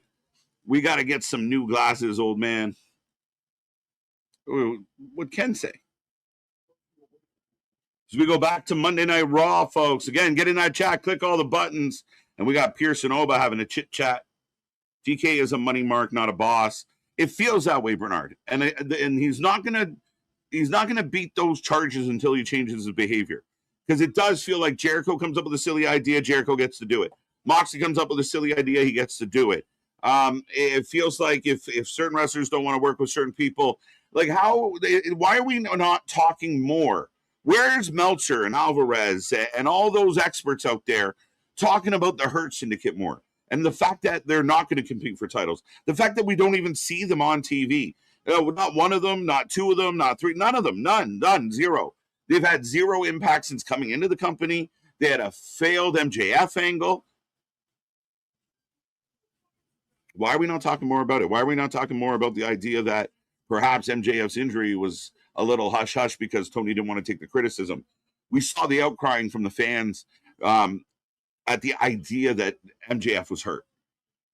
So is there a world where they kind of went hush-hush on it to kind of save face? I don't know. But MJF being out at this time, it's not good. It's not good for business.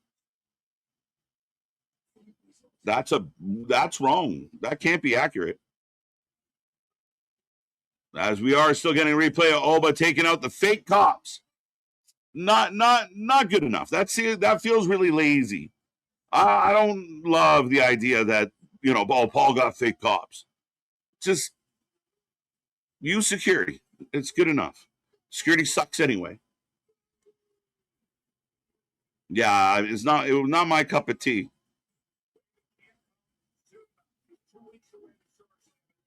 That's facts. There you go. Right? We'll get her done. KJ, you'll fit right in. That's jokes. And a beard, to be honest. There you go. I don't know, man. A beard like this in humidity is not a fun thing. Florida of Canada. I don't even know if that's even close to true. Matthew Rise, one of the great actors of our time. Huh? Two's my world fan. Two's word fan. What are you saying? As Nia Jax already in the ring. You understand the words that are coming out of my mouth? When do we see Baron Corbin? Probably post SummerSlam. So the Friday after SummerSlam.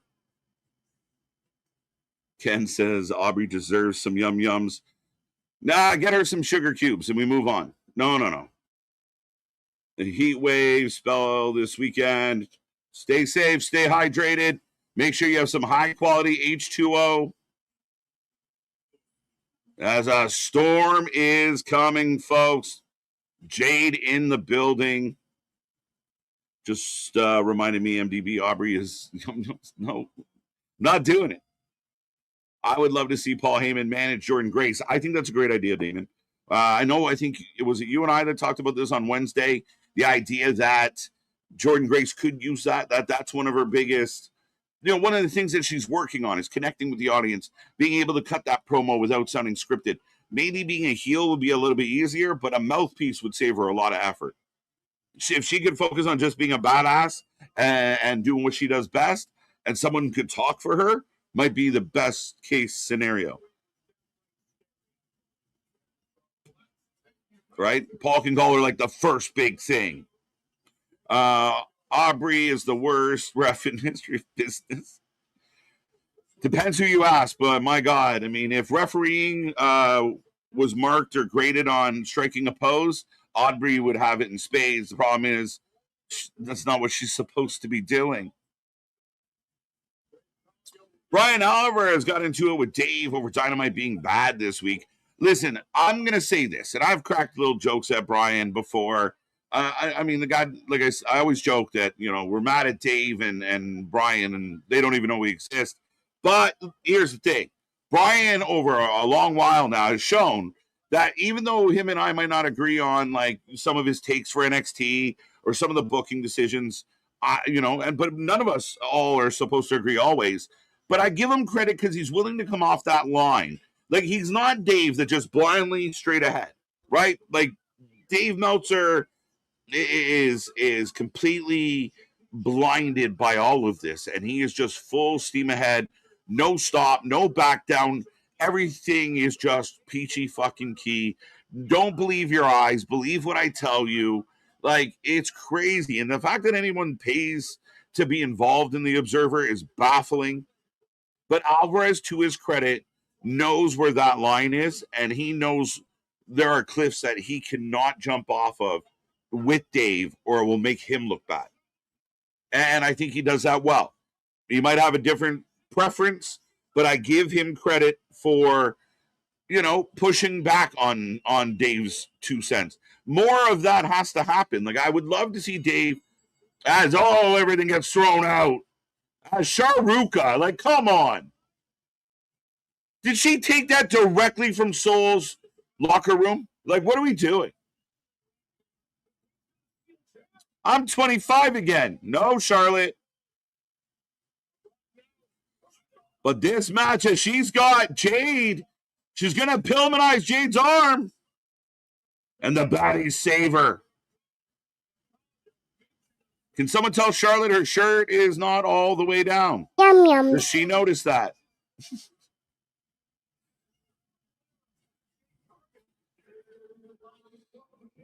That's what they say in Toronto. I hear a lot of Toronto is New York, but I don't know, man. In Florida, that's jokes. I feel like there's other places that are more Florida-esque. And now Nia's beating up Charlotte. Jade, nobody's getting the win here, so that vote almost didn't make any purpose. Hello, baddies. Hello, baddies. How you doing? As now Jade's back in, all over Charlotte Flair, hooking her up. Jaded. I want to point out, there is a great deal of talent kicking around. Charlotte just got jaded by Nia, Jade Cargill. Nia's involved in the mix. I mean, a lot of talent there. Alexa, how does she fit into this equation? But no Alexa tonight, and Charlotte gets laid out.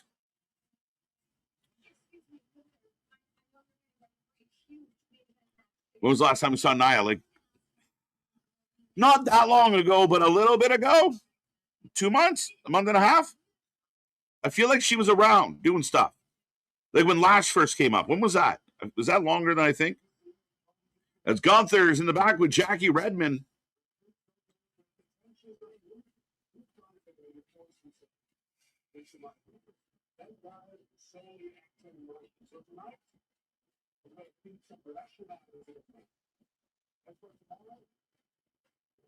Who's in the background? Should we care? Is it just random people? Anybody catching who's in the background? As Johnny's still planking, Candice wheeling him around.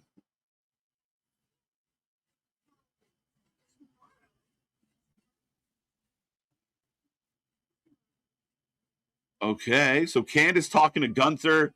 I feel like Gunther's going to kick Johnny, but I don't know.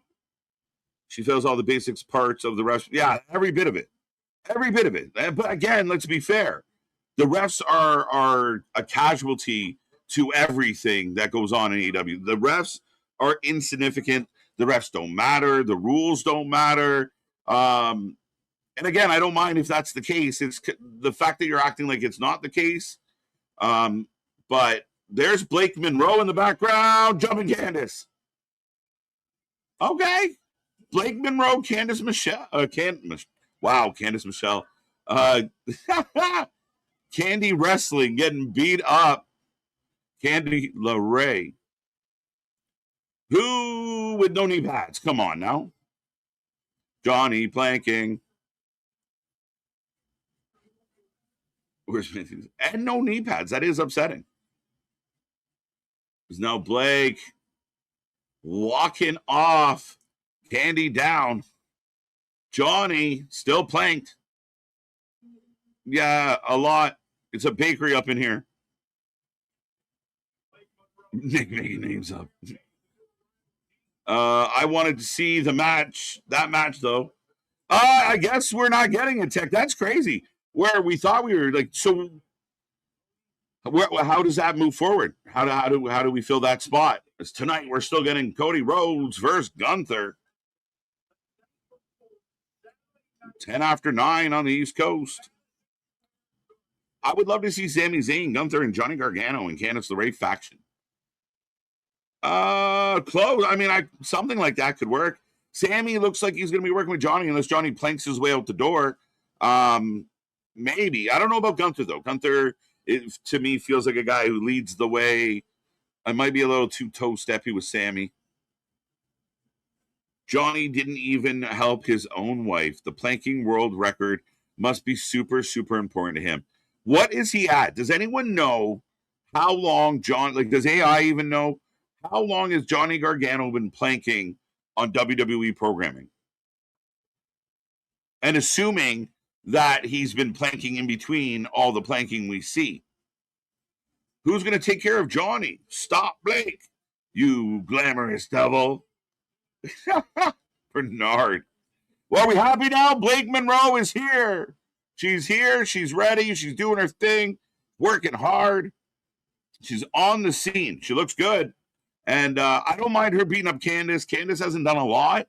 And if you want to get her in the ring and have a good match, Candy can wrestle. It just gives Blake a chance to get a pretty significant, solid win, put it that way. Why do you think Bianca Belair not women qualified? Matt, I think she's still out. That's why, Alan. We don't know when she's back, when she's going to be back. Some people think maybe soon, feel like it's been teased. Speaking of teasing. Well, and back and figuring it out, I guess, but yeah, I think she's still recovering from the whole finger issue out there. She's still somehow, who's been out longer? Murphy with a fucking ankle or Bianca with a finger? Yeah, but Bianca added a baby to the finger. Whoa, now. Yeah, that too. Well, also Naomi's out of that baby, so could she be out there too as well? Could we see some surprises, some mystery, qualifiers? Like, well, if Charlotte and Jade fight off, do we end up, having somebody else slide into that slot? Yeah, it's quite possible. And I mean, ultimately, Nick, SummerSlam's infamous for having kind of those kind of moments. So I'd say yes. I'd imagine something, 2 nights, someone somewhere. Fair enough. I didn't realize that the bun was still in the oven. I thought we might have pulled the tray out by now. she hasn't popped yet. Yeah. Well, and I caught you saying a brief bit about this as I'm in commercial right now while I was on my pause about the whole, like, even the Meltzer Alvarez thing and just the whole discourse on a lot of shit. And it goes back to what you and I have talked about and why we work and why we pride ourselves on being kind of what they're doing now and everything, of being able to have that point counterpoint, of being able to, yeah, I can have an opinion, but all right, you're going to have to literally defend it live while we're talking about it and everything. Nikki. Oh, it was great. Everything was terrific.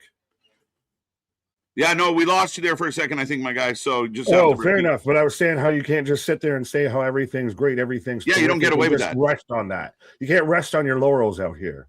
No, there's a level of accountability, especially with how much we interact with the chat and each other, and we've done it. We've screamed at each other. Mom and Dad are fighting again, and it's not a stick. We some nights we fight about the dumbest shit. Like but then we still come out and then go good game, because that's what it should be about, is having the discussion of let me test where you really believe on all of this, because I'm going to push back on X point and on X, Y, and Z. Right. And I hate, like, if you ever see a show with multiple people and they all kind of, they kind of all go in this, they wave the same motion, right? They all kind of follow the same pattern. Like, it's really bizarre to me. Like, if you have like two diehard AEW fans that show up on a show, weekly to review it, and then like one guy starts hating it, and then all of a sudden the other guy hates it too. Or if they both like it, they both like it. It makes it really, again, I want the pushback. I mean, we risk, we actually put ourselves out there in a place where our opinion is our opinion, our take is our take. We risk making ourselves look stupid all the time. But I love watching shows where everyone just agrees with each other and everyone gets along. No, it's no fun.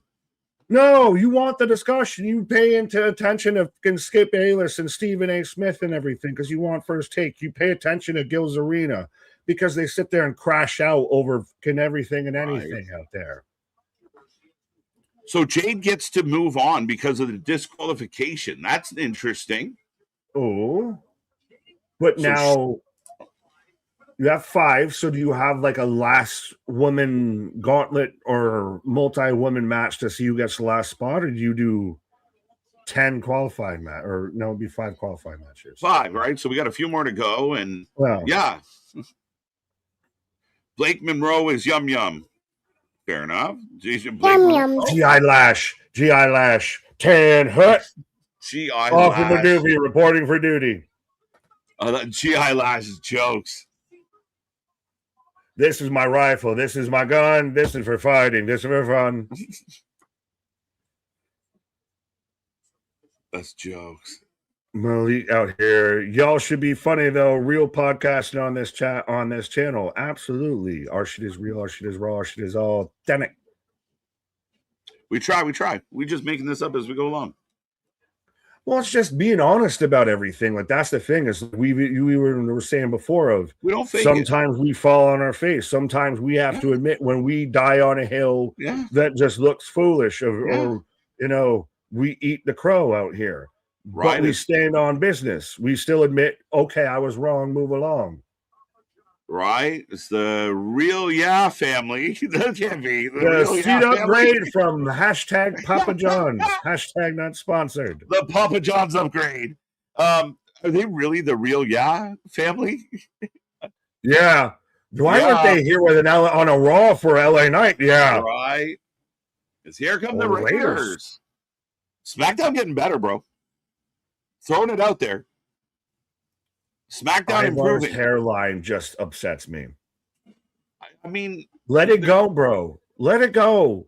Why the rat tail? The rat tail, no. Right? This man out here with an 8 head. What the hell is happening? He's just fucking Toa Leona. Just if he was Nordic instead of Polynesian. Right. Charlotte, listen, she owes Sol Ruca an apology. There is undeniable, like the way Charlotte dressed tonight. like the cool single mom that wants to dress like her high school Did daughter. you see she's out there at the Fanatics Fest saying, you know what I'd really like? I've never been in a romantic angle in pro wrestling. I'd really like to be paired up with a guy that pretends to be my boyfriend on screen. She is very, Sin City, New York City there, Sex in the City vibes. What kind of shit is that? Mhm. No, that's great. I did. I was like, the cougar is on the prowl. I like arguing with Nick. I like arguing with you too. Aww. Me and Anthony. I'm an Italian. That's just par for the course. That's just you grew up fighting. Right? Yeah. True story. Charlotte was the last Divas champion, Nick. What else do you expect? Okay. I don't know. Fair enough. Well, even then, the Divas Championship was stupid. Is that what you want me to say? I don't know how we got there. I'm still been the advocate for Charlotte. I wanted her in this match. I thought that this could have just been a damn singles match between Jade versus Charlotte for the new champion. Oh, just go one-on-one, just have them like. That's what I thought initially. I didn't expect the whole multi-women ladder match. I didn't expect that either. So, I mean, kudos for them for pulling something kind of big out. Charlotte Jade, interesting for sure. Yeah, well, who else is left that's going to be qualifying out here? So, yeah, because that's been through all the matches, right, for the qualifiers. Right. Or at least so far. We don't know. They haven't advertised shit. Well, no, what I'm saying for tonight. I feel like for tonight. Yeah, no, they haven't fucking told us shit. Oh, step up Enziguri.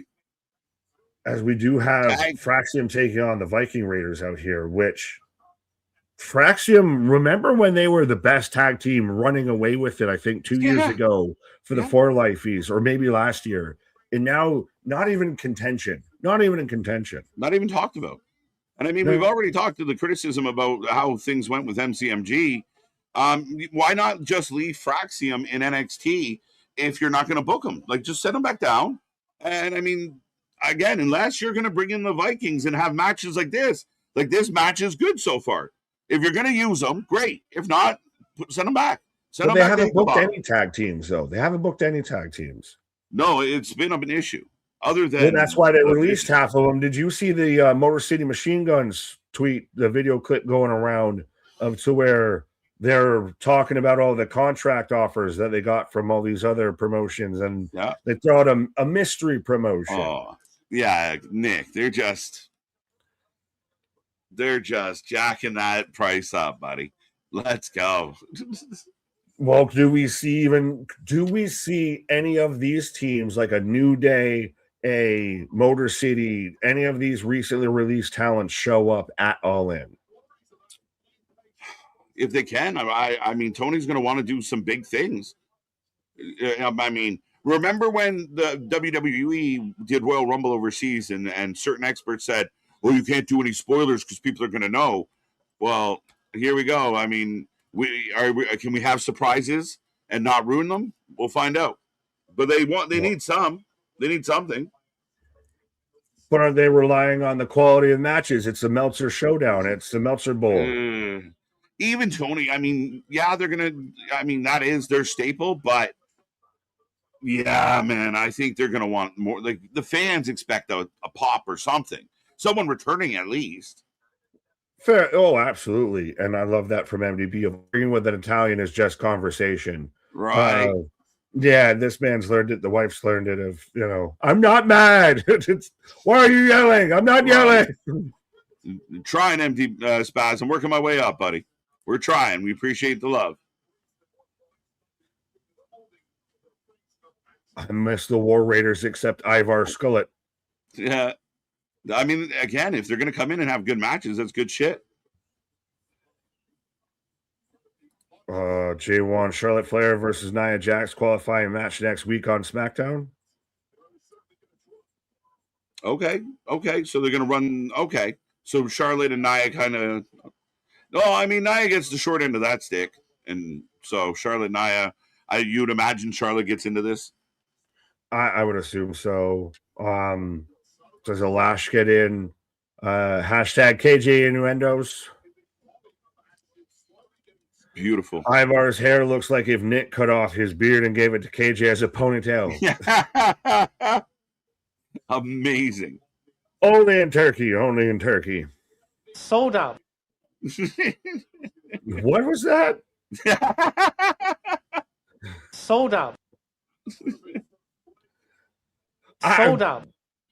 I hear it. I can't make out what word it is. Or is he saying soda? Sold out? Sodom. Sold out. Oh, fair enough. That's hilarious. A word clearly that I don't understand Right. that well at times of slow down. You're speaking this Canadian. It's killing me. You're killing me, Smalls.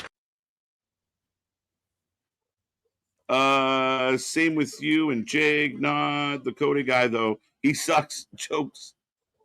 Huh? $5 bones. KJ Nick, let me say the reason I heart you guys and hate most of the IWC, even when I disagree with you guys 100%, I can still see the reason behind what you say.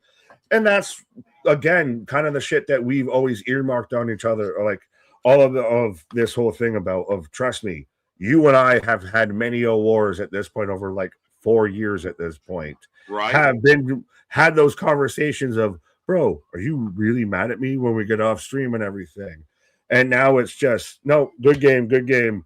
Of you don't, I would rather have the debate and the discussion on everything so I can fully understand every aspect of how everybody thinks about it. And hey, that's something that I hadn't even thought of, and vice versa. If it's willing to have the discussion. Right. As we get the moonsault, Ivar misses. Holy shit. Fraxia might win. I hope they do. I want to see them get pushed. The Raiders can stay to AAA. They've still got to have their match with Wepa Time. Yeah. Oh my God. Springboard 450 with Impact. But good match. Good match. You were saying about this, though. We always wanted to do that. And to me, it's the culture of sports. Like, I grew up in locker rooms. I grew up with three brothers, even Pops. Like, it was always that. Like, we had our favorite players. I mean, my two brothers almost, stopped talking to each other forever over a Mitch Marner debate.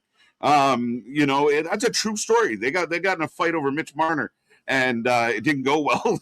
So shit gets heated. Like, when you're passionate about something, you have every right to have an opinion, but we want to bring alternative solutions and some reasoning to it. And we're not always right. We're not experts. We didn't go to no fucking wrestling school. We just guys that spent thousands upon thousands upon thousands of hours watching wrestling, and everything that we picked up over that time. This is how we feel about the current product that's in front of us. Repetition is the father of learning. I'm making MDB happy right now because I'm quoting Little Wayne and everything. But no, you do so many things for so many a certain thing for so many hours, and you become an expert on doing that thing. And I think we've very much have crossed that threshold a wee bit out there. And again, no one's saying either one's truly right or truly wrong or anything like that. They're still fun to have the discussion because, again, you defend your point and you really have to stand on what you're behind. And it also makes you think of stuff that you hadn't thought of before. Looking at it from a different perspective that you aren't seeing at that point. Yeah, the chat. I mean, we've changed each other's minds before. We've had people come here, guns a-blazing, telling us, you guys, you don't know what you're talking about. And then we started chatting, and they're like, all right, well, at least you listened. Yeah, at least you listened. All right, now moving on. So, I mean, again, and being okay with the game. Like, I mean, some people out there, they take themselves so serious of like, how dare you say that? Like, if you keep it respectful and having fun, we get it. I mean, well, I've been, the little pipsqueak that could, and then some of his friends, we've talked about it lately, being blocked by them and shit, just because, hey, I have a question. They're like, no. I know you. Yeah, we don't want to hear it's not going to go well. Yeah. Who's the mother of learning? Mitch Marner, tearing families apart. It's the truth. They're going to kill me if anyone sees this. But yeah, it's a true story. They got in like a heated debate, and then how it is. Like at some point, it doesn't even become, the argument's not even about whatever you started the argument. You're just it's now I need to win. Now I need to be right. I need to make sure that you bend the knee to me. She came down in a bubble, bro. Hated. We've all seen it happen. You know, especially like, you know. Trust me, I got 3 brothers and a sister as well of everything. I'm the oldest of the fucking lot, too. Yeah. So it's one of those absolutely. And you're all in athletics, you're all in sports, you're all in competitive shit and everything. Mm-hmm. And it's just the way that shit goes. It makes conversation fucking fun. We're out here watching all the wrestling and everything. Oh, can you believe they did that? No, bro, why would you even say that? Oh, they should have done this and everything. Engaging instead of just sitting there snacking. Could you imagine? I'd hate my own self if I was just out there sitting doing ASMR, just watching me slurp noodles while we watch wrestling together. Sorry, Nick. They almost dropped Axiom, but they caught him and dropped him in. Stupid sexy Ivar pin. That sexy Ivar ponytail. I don't know. I'm tempted, Nick. He looks like a predator. Like yeah. Turn around. Right. Who told you can eat my cookies? My cookies. Put that Ivar down. Yeah. Listen to me. It's a good match. It was a good match. That is, I was going to say this. I actually Googled it while we're sitting here. Thank you, Jose. The saying is 10,000 hours. We've exceeded. Like, we're going on 525,600 minutes. Like 525,600 minutes. And we're killing it. How do you measure a stream? Right. So, yeah, 10,000 hours, and we have every right to say we may be experts in doing this particular thing on that rule of thumb. Fair enough. I'll still take the podcast moniker from Cornell. Yeah, I got no problem with that. For fans, by fans, folks. Yeah, well, how do you feel about LA Knight, Solo, Royce the 5'9" out here as kind of this babyface coalition? They're not. Yeah. They're the coagulate instead of the congregation. The coagulate. The connective tissue. The anti-bloodline. They're the coagulate. Connective tissue. Yeah, there you go. But do you see that this could? I think this could spiral into a War Games. War Games. August, September. I mean, it could evolve into that. We got a lot of 3-on-3. All you need is 2 more on either side. Yeah. It's a long build, but it's possible. August 1st, August 2nd, 6-man tag. Should be fun. Royce making his SummerSlam debut. Yeah, and funny how that whole, they're wasting Royce Keys conversation got real quiet, real fucking fast, huh? A rat tail in 2026 is crazy work. There's like a would you like to say I have a rat tail? I have a rat tail. I've been hiding it this whole time. There's a local band like from this neck of the woods from just north of Toronto. They have a song called Asshole Haircut that was kind of go Google it, look it up. Good times. Funny. ASSHOLE.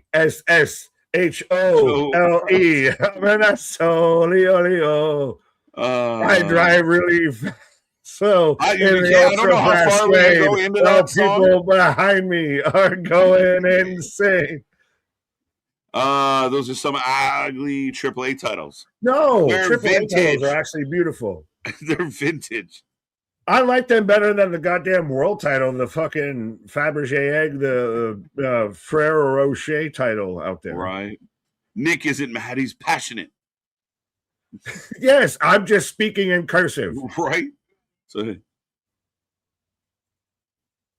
they're showing everything through Fanatics Fest, and that's where they're going to tie in the whole MSG of like they're going to have a big. Mm-hmm. I expect that MSG is going to really.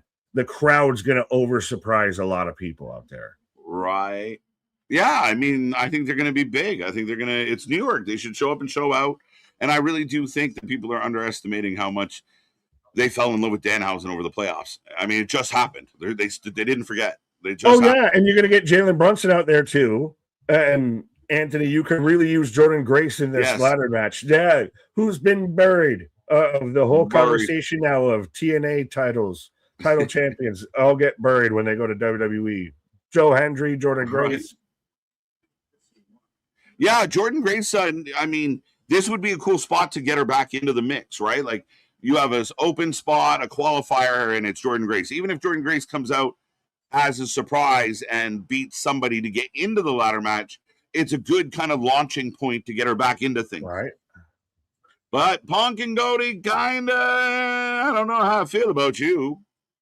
Well, they got to sell A, the discontent of because, hey, we're going to have the match at SummerSlam, and B, hey, if we lose tomorrow, then it ends up a fatal four-way. We've got to sell the idea that we might actually lose tomorrow. Right. Speaking in italics. Yes. Right. That's awesome. If KJ spun around and had a rat tail, right? Right. I think we all fall out. I'd even fall out because you didn't keep the secret on me. Right. Just start whipping it around midstream. I whip my hair back and forth. I whip my hair. Did you go? I went to school with a kid that had a rat tail and everything. Like still had like the buzz cut. Mm-hmm. You know, looked like the dude from Little Giants, the kid on the Cowboys team, Buzz or whatever his name is. Yeah, the little spike hair, and then the rat tail. The rat tail. God help me. Yeah, no, I never had one of those. Well, no, but I went to school with a kid that had one of those, and he was exactly what you would expect with a kid that has a rat tail. Oh yeah, a Doyle rules. I need that clip now. Your last name's Gallagher. What the fuck are you talking about? Yeah, right. No one wants to see Tom Brady versus Logan Paul in a match. I mean, no, not really. You think Brady's just going to show up and like scorch earth? So right now we're getting another. Why are you going to show up in Minnesota? Yeah, no, yeah, I don't think so. That doesn't add up. I'm waiting for them to get Connor involved. Do you think that WWE starts to? What? Nope. What? Huh? Do you think that WWE at some point starts to get Connor involved? I never dropped off, so I don't know that I dropped off. Connor. I mean, well, I think he's got some things to figure out first, but it's never rule it out. I still think like Sonnen would have been a guy that could have done something once upon a time. No, did he get too like controversial? He got too hard in the paint with that and everything. Okay. Like, remember when Vanderlei's sitting there running at him, he's like, I can't let you get close. Right. Because he was literally going to get destroyed by the axe murderer. Right. Geekbox popped me on this one as far as, like, when I started SmackDown, I was hoping to see the same advert for Unreal Food. It does, like, shoved down your throat, just force-fed. Shoot us in my mind. I become man. Oh shit! I'm the pain maker. What? What? Dude, I popped. I laughed so hard. I mean, it makes me think of like Joaquin Phoenix, like just painting his face as the Joker, like crying and everything. He's just sitting there, fucking. I am the pain maker. I am the gatekeeper. Like, what the fuck, Chris? Like, you're in your 50s, bro. It doesn't land, and he's trying to, like, Ciampa's like a natural. Wayne Jericho out there dressing like a fucking clown. Check the cellar, check the basement, check the floorboards for the bodies of the people he didn't put over. Oh, my God, dude. And if he goes over Ciampa, I'm going to be very disappointed. He's going to. He's the pain maker. He brings the pain. Oh yeah. What's your prediction for the fight? Head. Pain. Yeah, pain. Yeah, he brings the pain to my head. It was bad. It was like, again, he thought it was so cool. Like, and he probably high-fived Tony and that when he was done. Like, dude, that went well. Tony did his makeup. All right, Chris, you're gonna go out there and show the world. Now, who's my special boy? Yeah. Back to school. What kind of shit is that? Back to school. Yeah, no, it's craziness.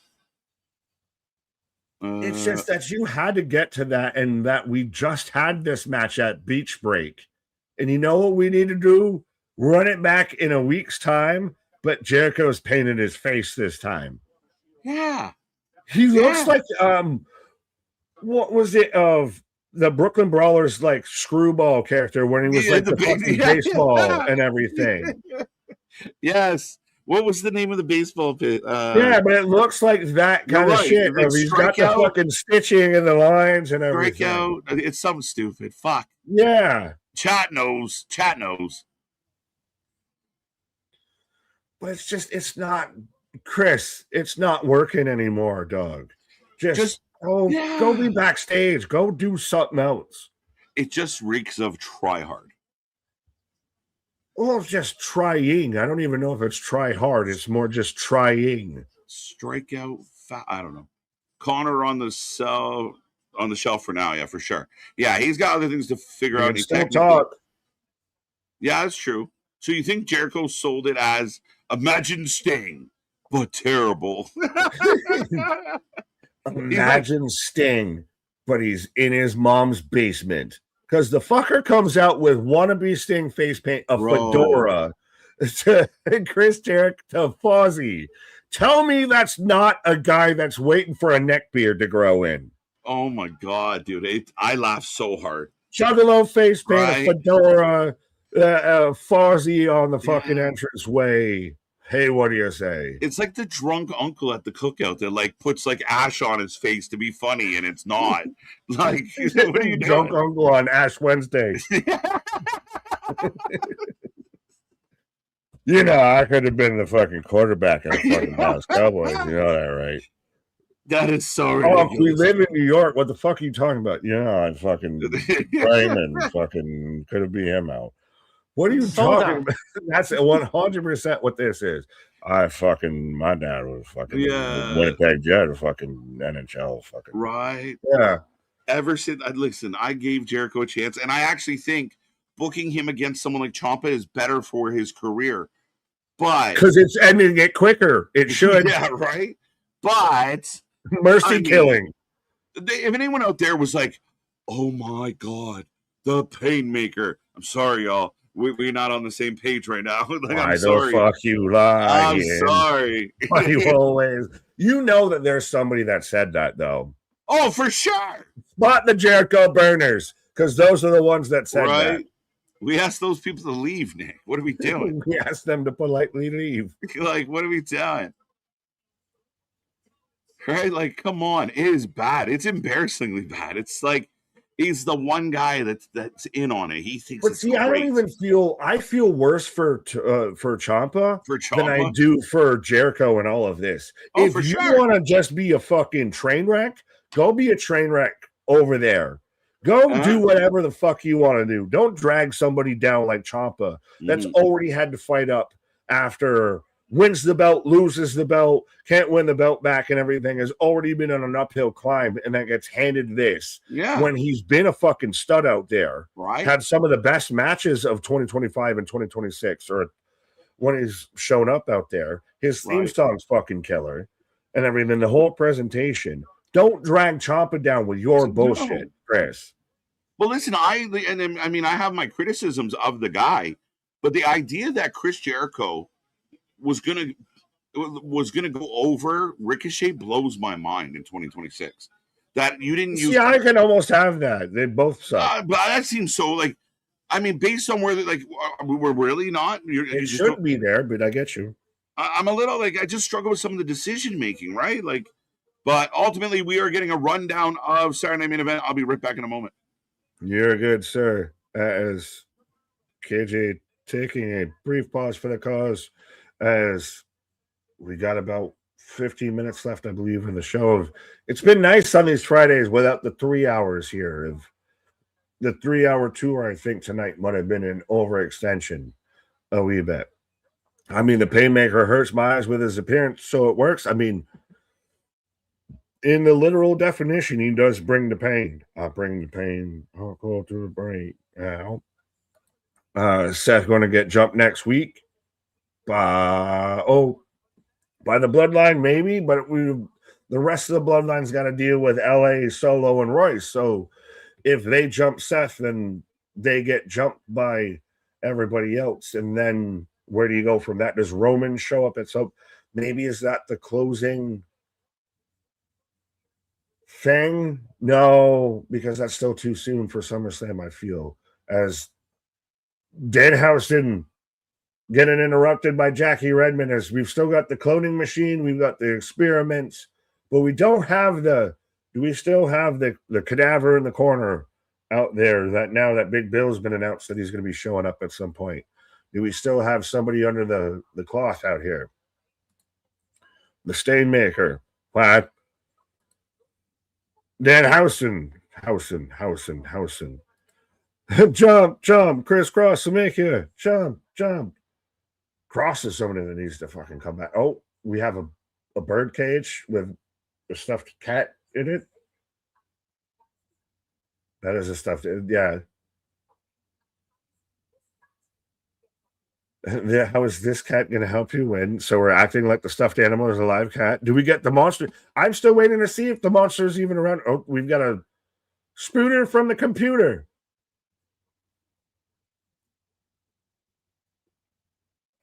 We're saving the stuffed animal cat, but despite all my rage, it's just a stuffed cat in a cage. What was all of that besides a fever dream? You better run, is what Denhausen says. You better run. Okay, shit, we're out. Yeah, we're still trying to figure out, will we get the monster tomorrow? But we saw no signs of the figure or anything like that. Of that seemed to have gone away once Cass kind of showed up and made at least a video package debut. Right. Yeah, I don't think it's him anymore, right? So then the question becomes, who is it? Brawny the Strowman. That's crazy. Oh, Cody instantly jumping. Cody jumps Gunther.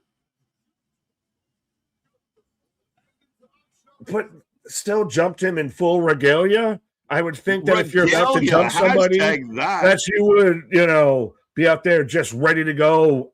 I'm gonna fuck you up. Like, I'm not showing up in a suit to fuck you up. I'm gonna take that shit off first. I guess when you're in the heat of the moment, jacket stays on till you're not thinking. Heat of the moment. Yeah, right. Punk said, "Why are you doing this, man? Why are you doing this, bro?" Well, they've got to still sell the discontent between Punk and Cody, and also for sure. at least the chance that Gunther and Sammy win, which we're in the nitty gritty out here right now of as bell rings. Is this where we're going to get Sammy, or do we not see Sammy until a Saturday?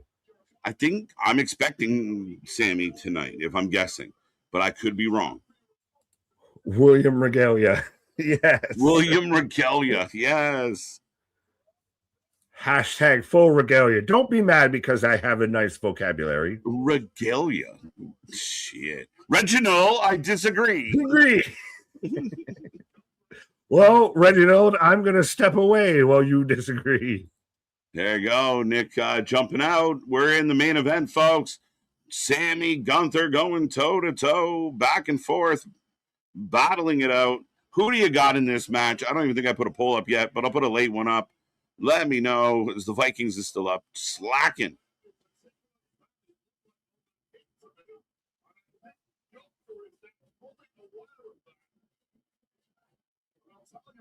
I don't think this one gives us a winner, right?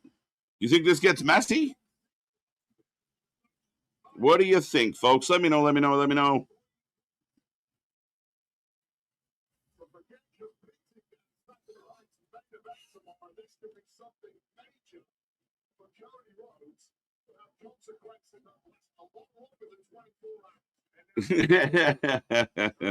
It's true. It's damn true.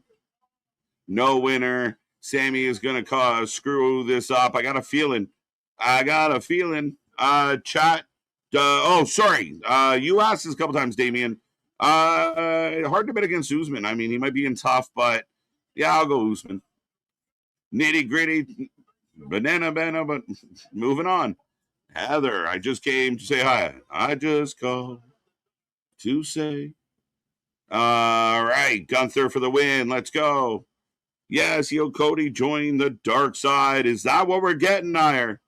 He's getting darker. Those are navy pants. We're watching. Cody always tripped. Jump. Then Cody not waiting. I miss Kathy Kelly. I'm okay with Jackie Redmond. I'm not going to lie. A bird cage with a stuffed cat in it. I don't even know what that means. There's a joke in there somewhere. Computer on the Cody. Let's see what the chat's saying. 60% are saying Cody, 30% saying nobody, 10% saying Gunther. This crowd, I mean, it hasn't been the most boisterous crowd tonight. Is that fair to say?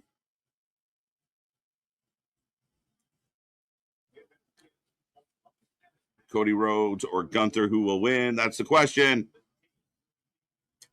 I think if nobody wins this match, I feel like we're just going to schmoz it. Damn, Cody doing a hit job already. Trying. It's going to be Braun. Watch, that's crazy. Frankenbrawner? Was that too close to the other Braun? Damn it. Yeah, right. Hold on. The pause. We're going to have to pause on that. Lots of people going Cody Rhodes. Do you think Evil Bird Lady wins the women's championship one day? Yeah, quite possible. They've been high on her. They booked her strong. Every time I kind of bet against her, she finds a way to win. Now she's got a whole new attitude, so we'll see how that ties in. But, yeah, I think she wrestles so well, it's hard not to imagine. If she has a character that's believable that you can kind of buy into and that you can put on TV, 100%. And I think they're there with her. Now, Gunther looking down the aisleway. I do believe we're coming back from commercial. Braun is susceptible to brainwashing. He was in a cult once upon a time. He was in it, he didn't run it? Jeez. Jackie Redmond is actually a sports reporter. Moxley's wife isn't. I'm not saying anything bad about Renee ever. I like Renee. Tough spot, but Jackie, yes, is legitimate. Now, Renee did legitimate work as well. Speaking of legitimate work. Damn, Jackie, I can't control the weather. Let's go. But Gunther and Cody out here right now. Yeah, this feels like this ends in a bit of a schmoz of make sure you tune in tomorrow night, folks, when we're here for Saturday. That's how they're going to send everybody home. Right.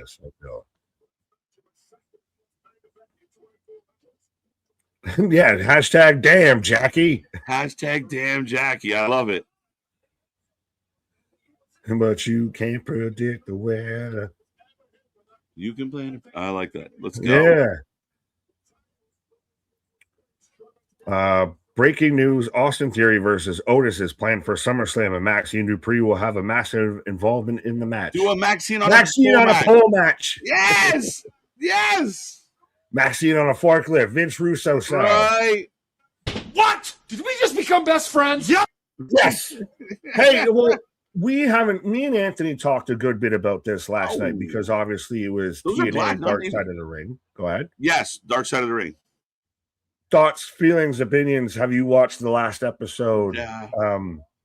Any kind of takeaways? I really liked Karen Jarrett out of that. Surprisingly.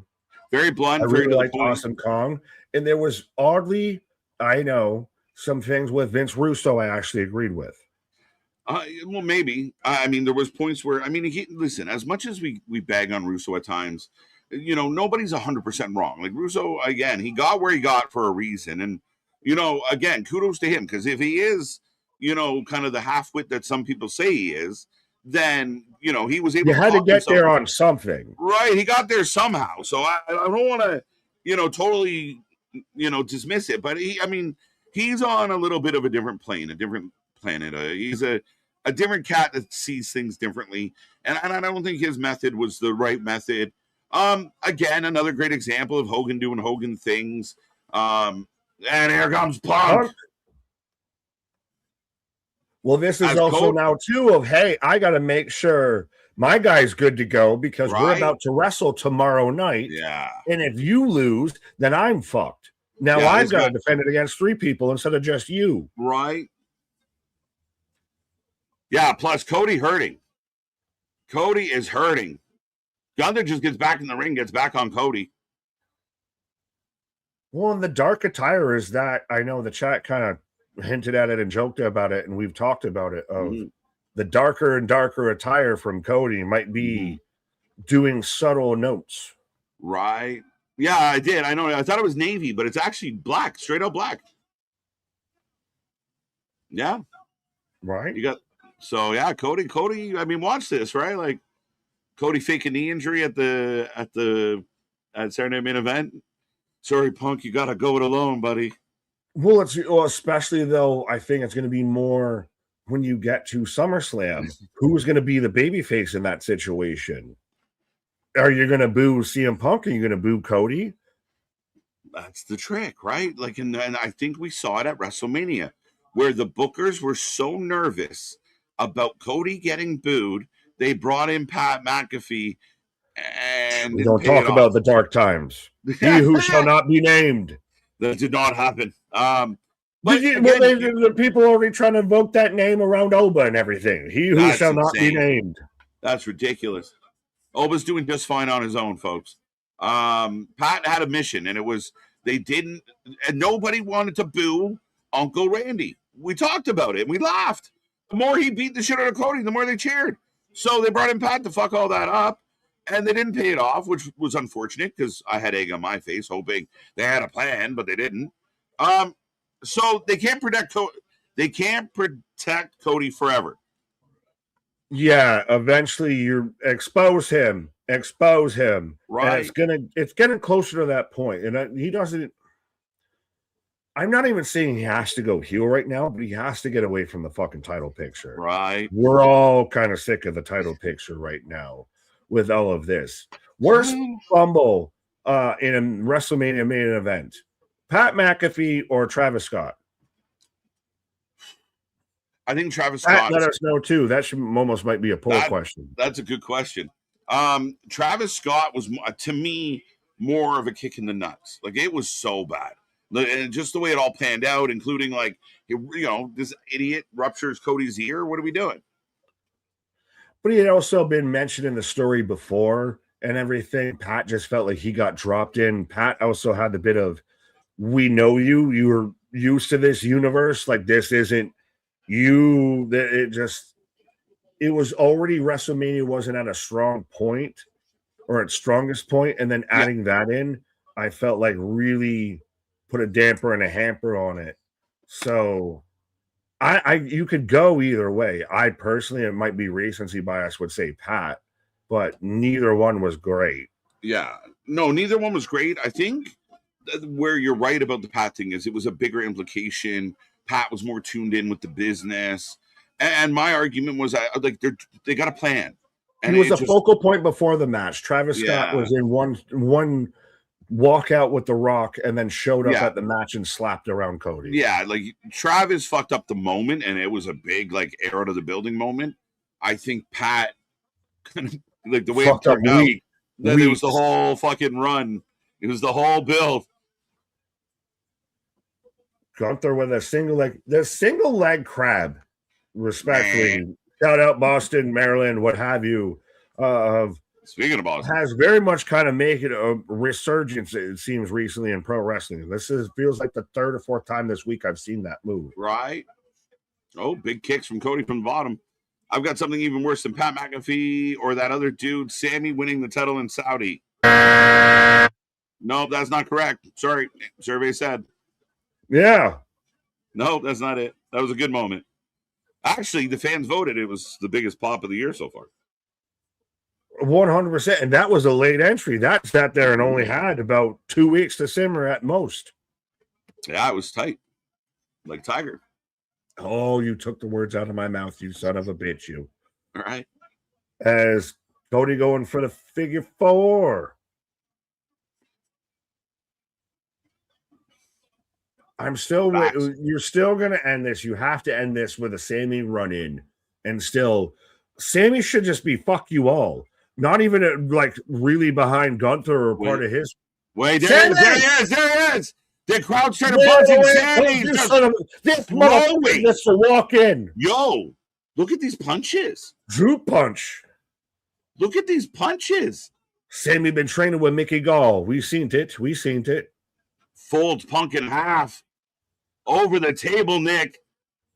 Justice for Sammy. Bombs. Hashtag justice for Sammy. Yes. Go. Shoots him in the rope. Tope on a Sammy. This is what's going to cost Cody, though, is even if Sammy doesn't fully interfere, it's going to get Cody distracted enough that you're going to get the cut the Hajime. But does that mean the heels win tomorrow night? DQ. Has to be. What are we doing, Wrath? Match can. Now you do it when he throws him in the post. So there you go. It's DQ as expected. Sammy's clearing off the table. But does this mean that Gunther and Sammy lose tomorrow? He who goes over on the go home show goes under on the pay-per-view is Punk diving off the table. Punk's alive again. Punker's back. Punk and Sammy actually look like they're really fucking fighting, and it's beautiful. Because that was a straight double leg takedown. Of you and I have bounced at bars and everything like that before. You've seen people do that double leg takedown of like, no, we're really fighting. This is fun. It's good shit.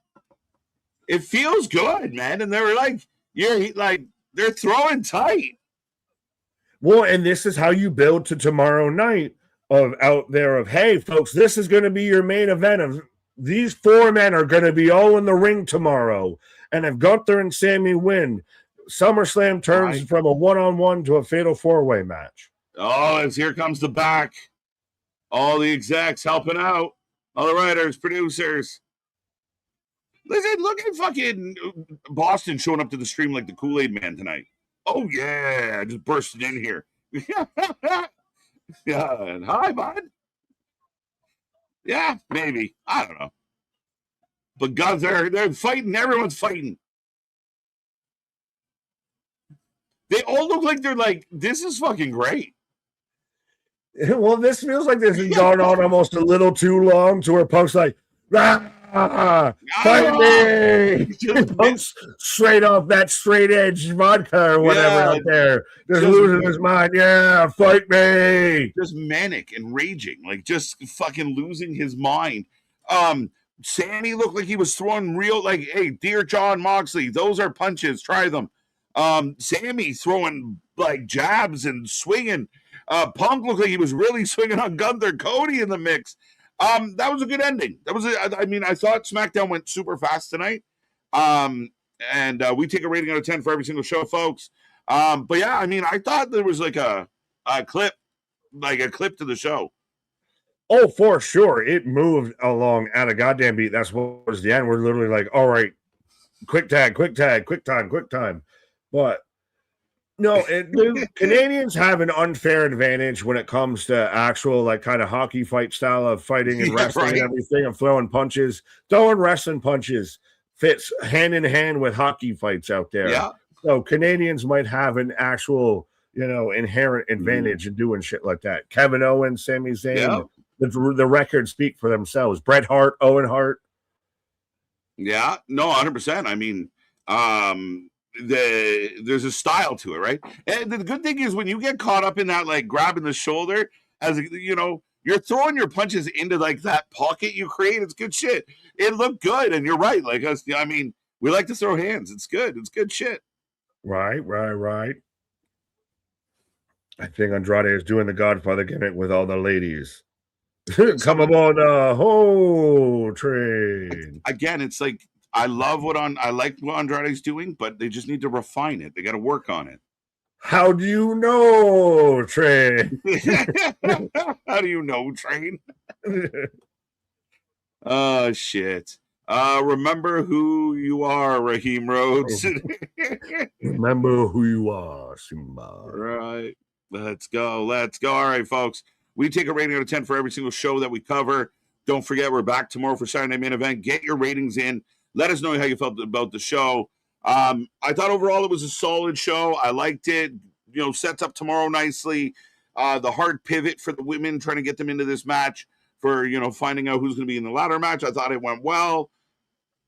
Seven and a bit.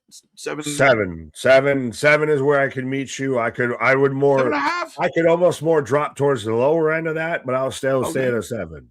Okay. It was nothing epic. I liked the ending. I thought the ending was kind of fun.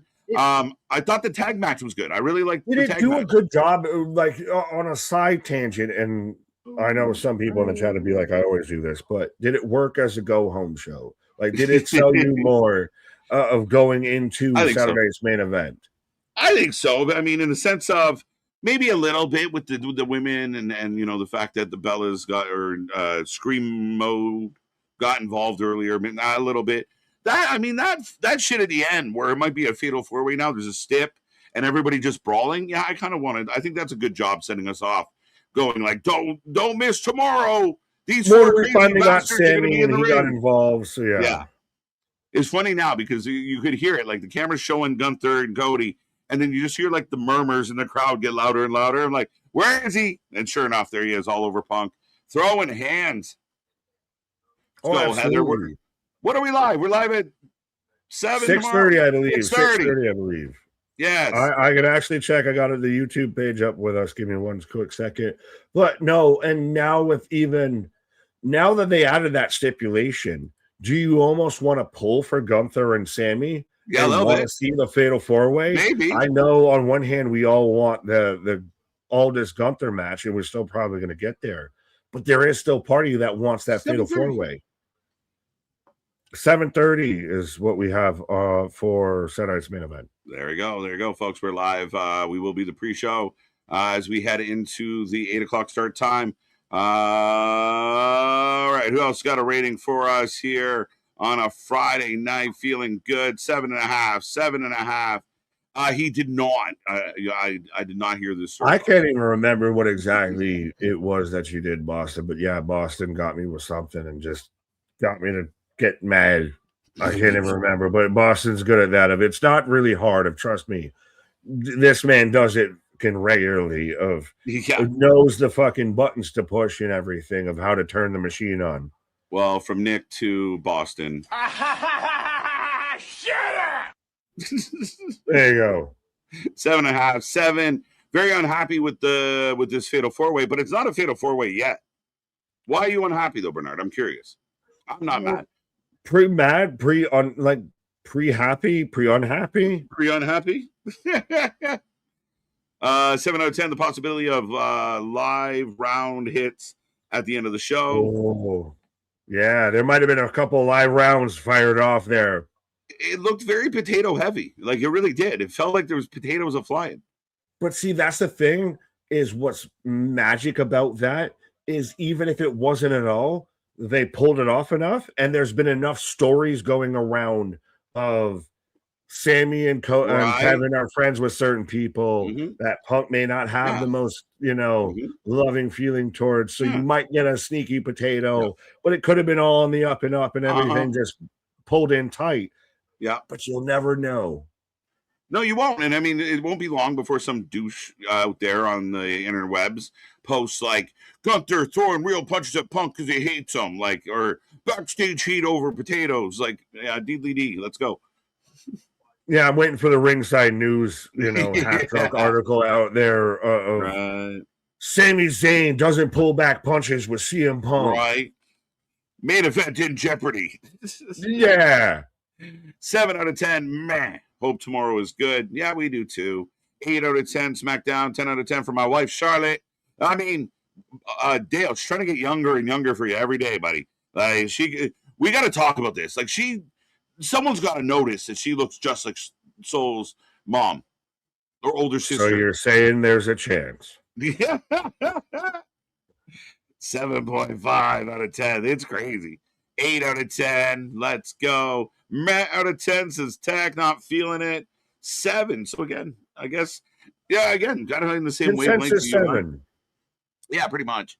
A good, but not, nothing. Our socks are still on. They didn't get blown off. 8 out of 10. Really want to see Jade v. Nia, but great go home show. There we go. Back at it. They will fight next week. 7 out of 10. 5 out of 10. Nothing happens. Did you even see it? Terrible storytelling. The wrestling was by he fucking. How you feeling tonight, Boston? How you doing, buddy? Hell in a Cell. I don't think that's for real. It's SummerSlam. Rage baiting Nick is taking candy move. 7 out of 10. It'd be that way. At least I know. 7.5. Dale feeling it. There's a chance, Dale. Just got to play your cards. So you're saying there's a chance. Get in that gym, buddy. Start getting ready to go to the wrestling school. That's a step. You get closer. Boston, you're crappy, but today, Yes. thanks. I didn't watch you it. were I was there? trying to get Nick again. Oh. You didn't even explain what you arranged me over last night. You went too far. You reached. Yeah, you pulled your back out. You went to the well one too many times out there. But yeah, like Denise just said, you're a crappy butt. What kind of shit is that? You poo-poo head. All right, ladies and gentlemen, that is SmackDown. That is the show. We are back tomorrow for Saturday Night Main Event, 7:30 live. We're looking forward to it. Social media, go check out all of ours. We're on all of them. Facebook's a cooking, so go over there, check the stories, check everything. Be a friend, tell a friend, like, share, subscribe. Thank you for joining us tonight. Again, we continue to be the best live coverage of all wrestling out there. Our shit is real. Our shit is raw. Our shit is authentic. When you're talking about that wrestling, but to put that for life with it. In New York. See you on the flip side. Have a good night.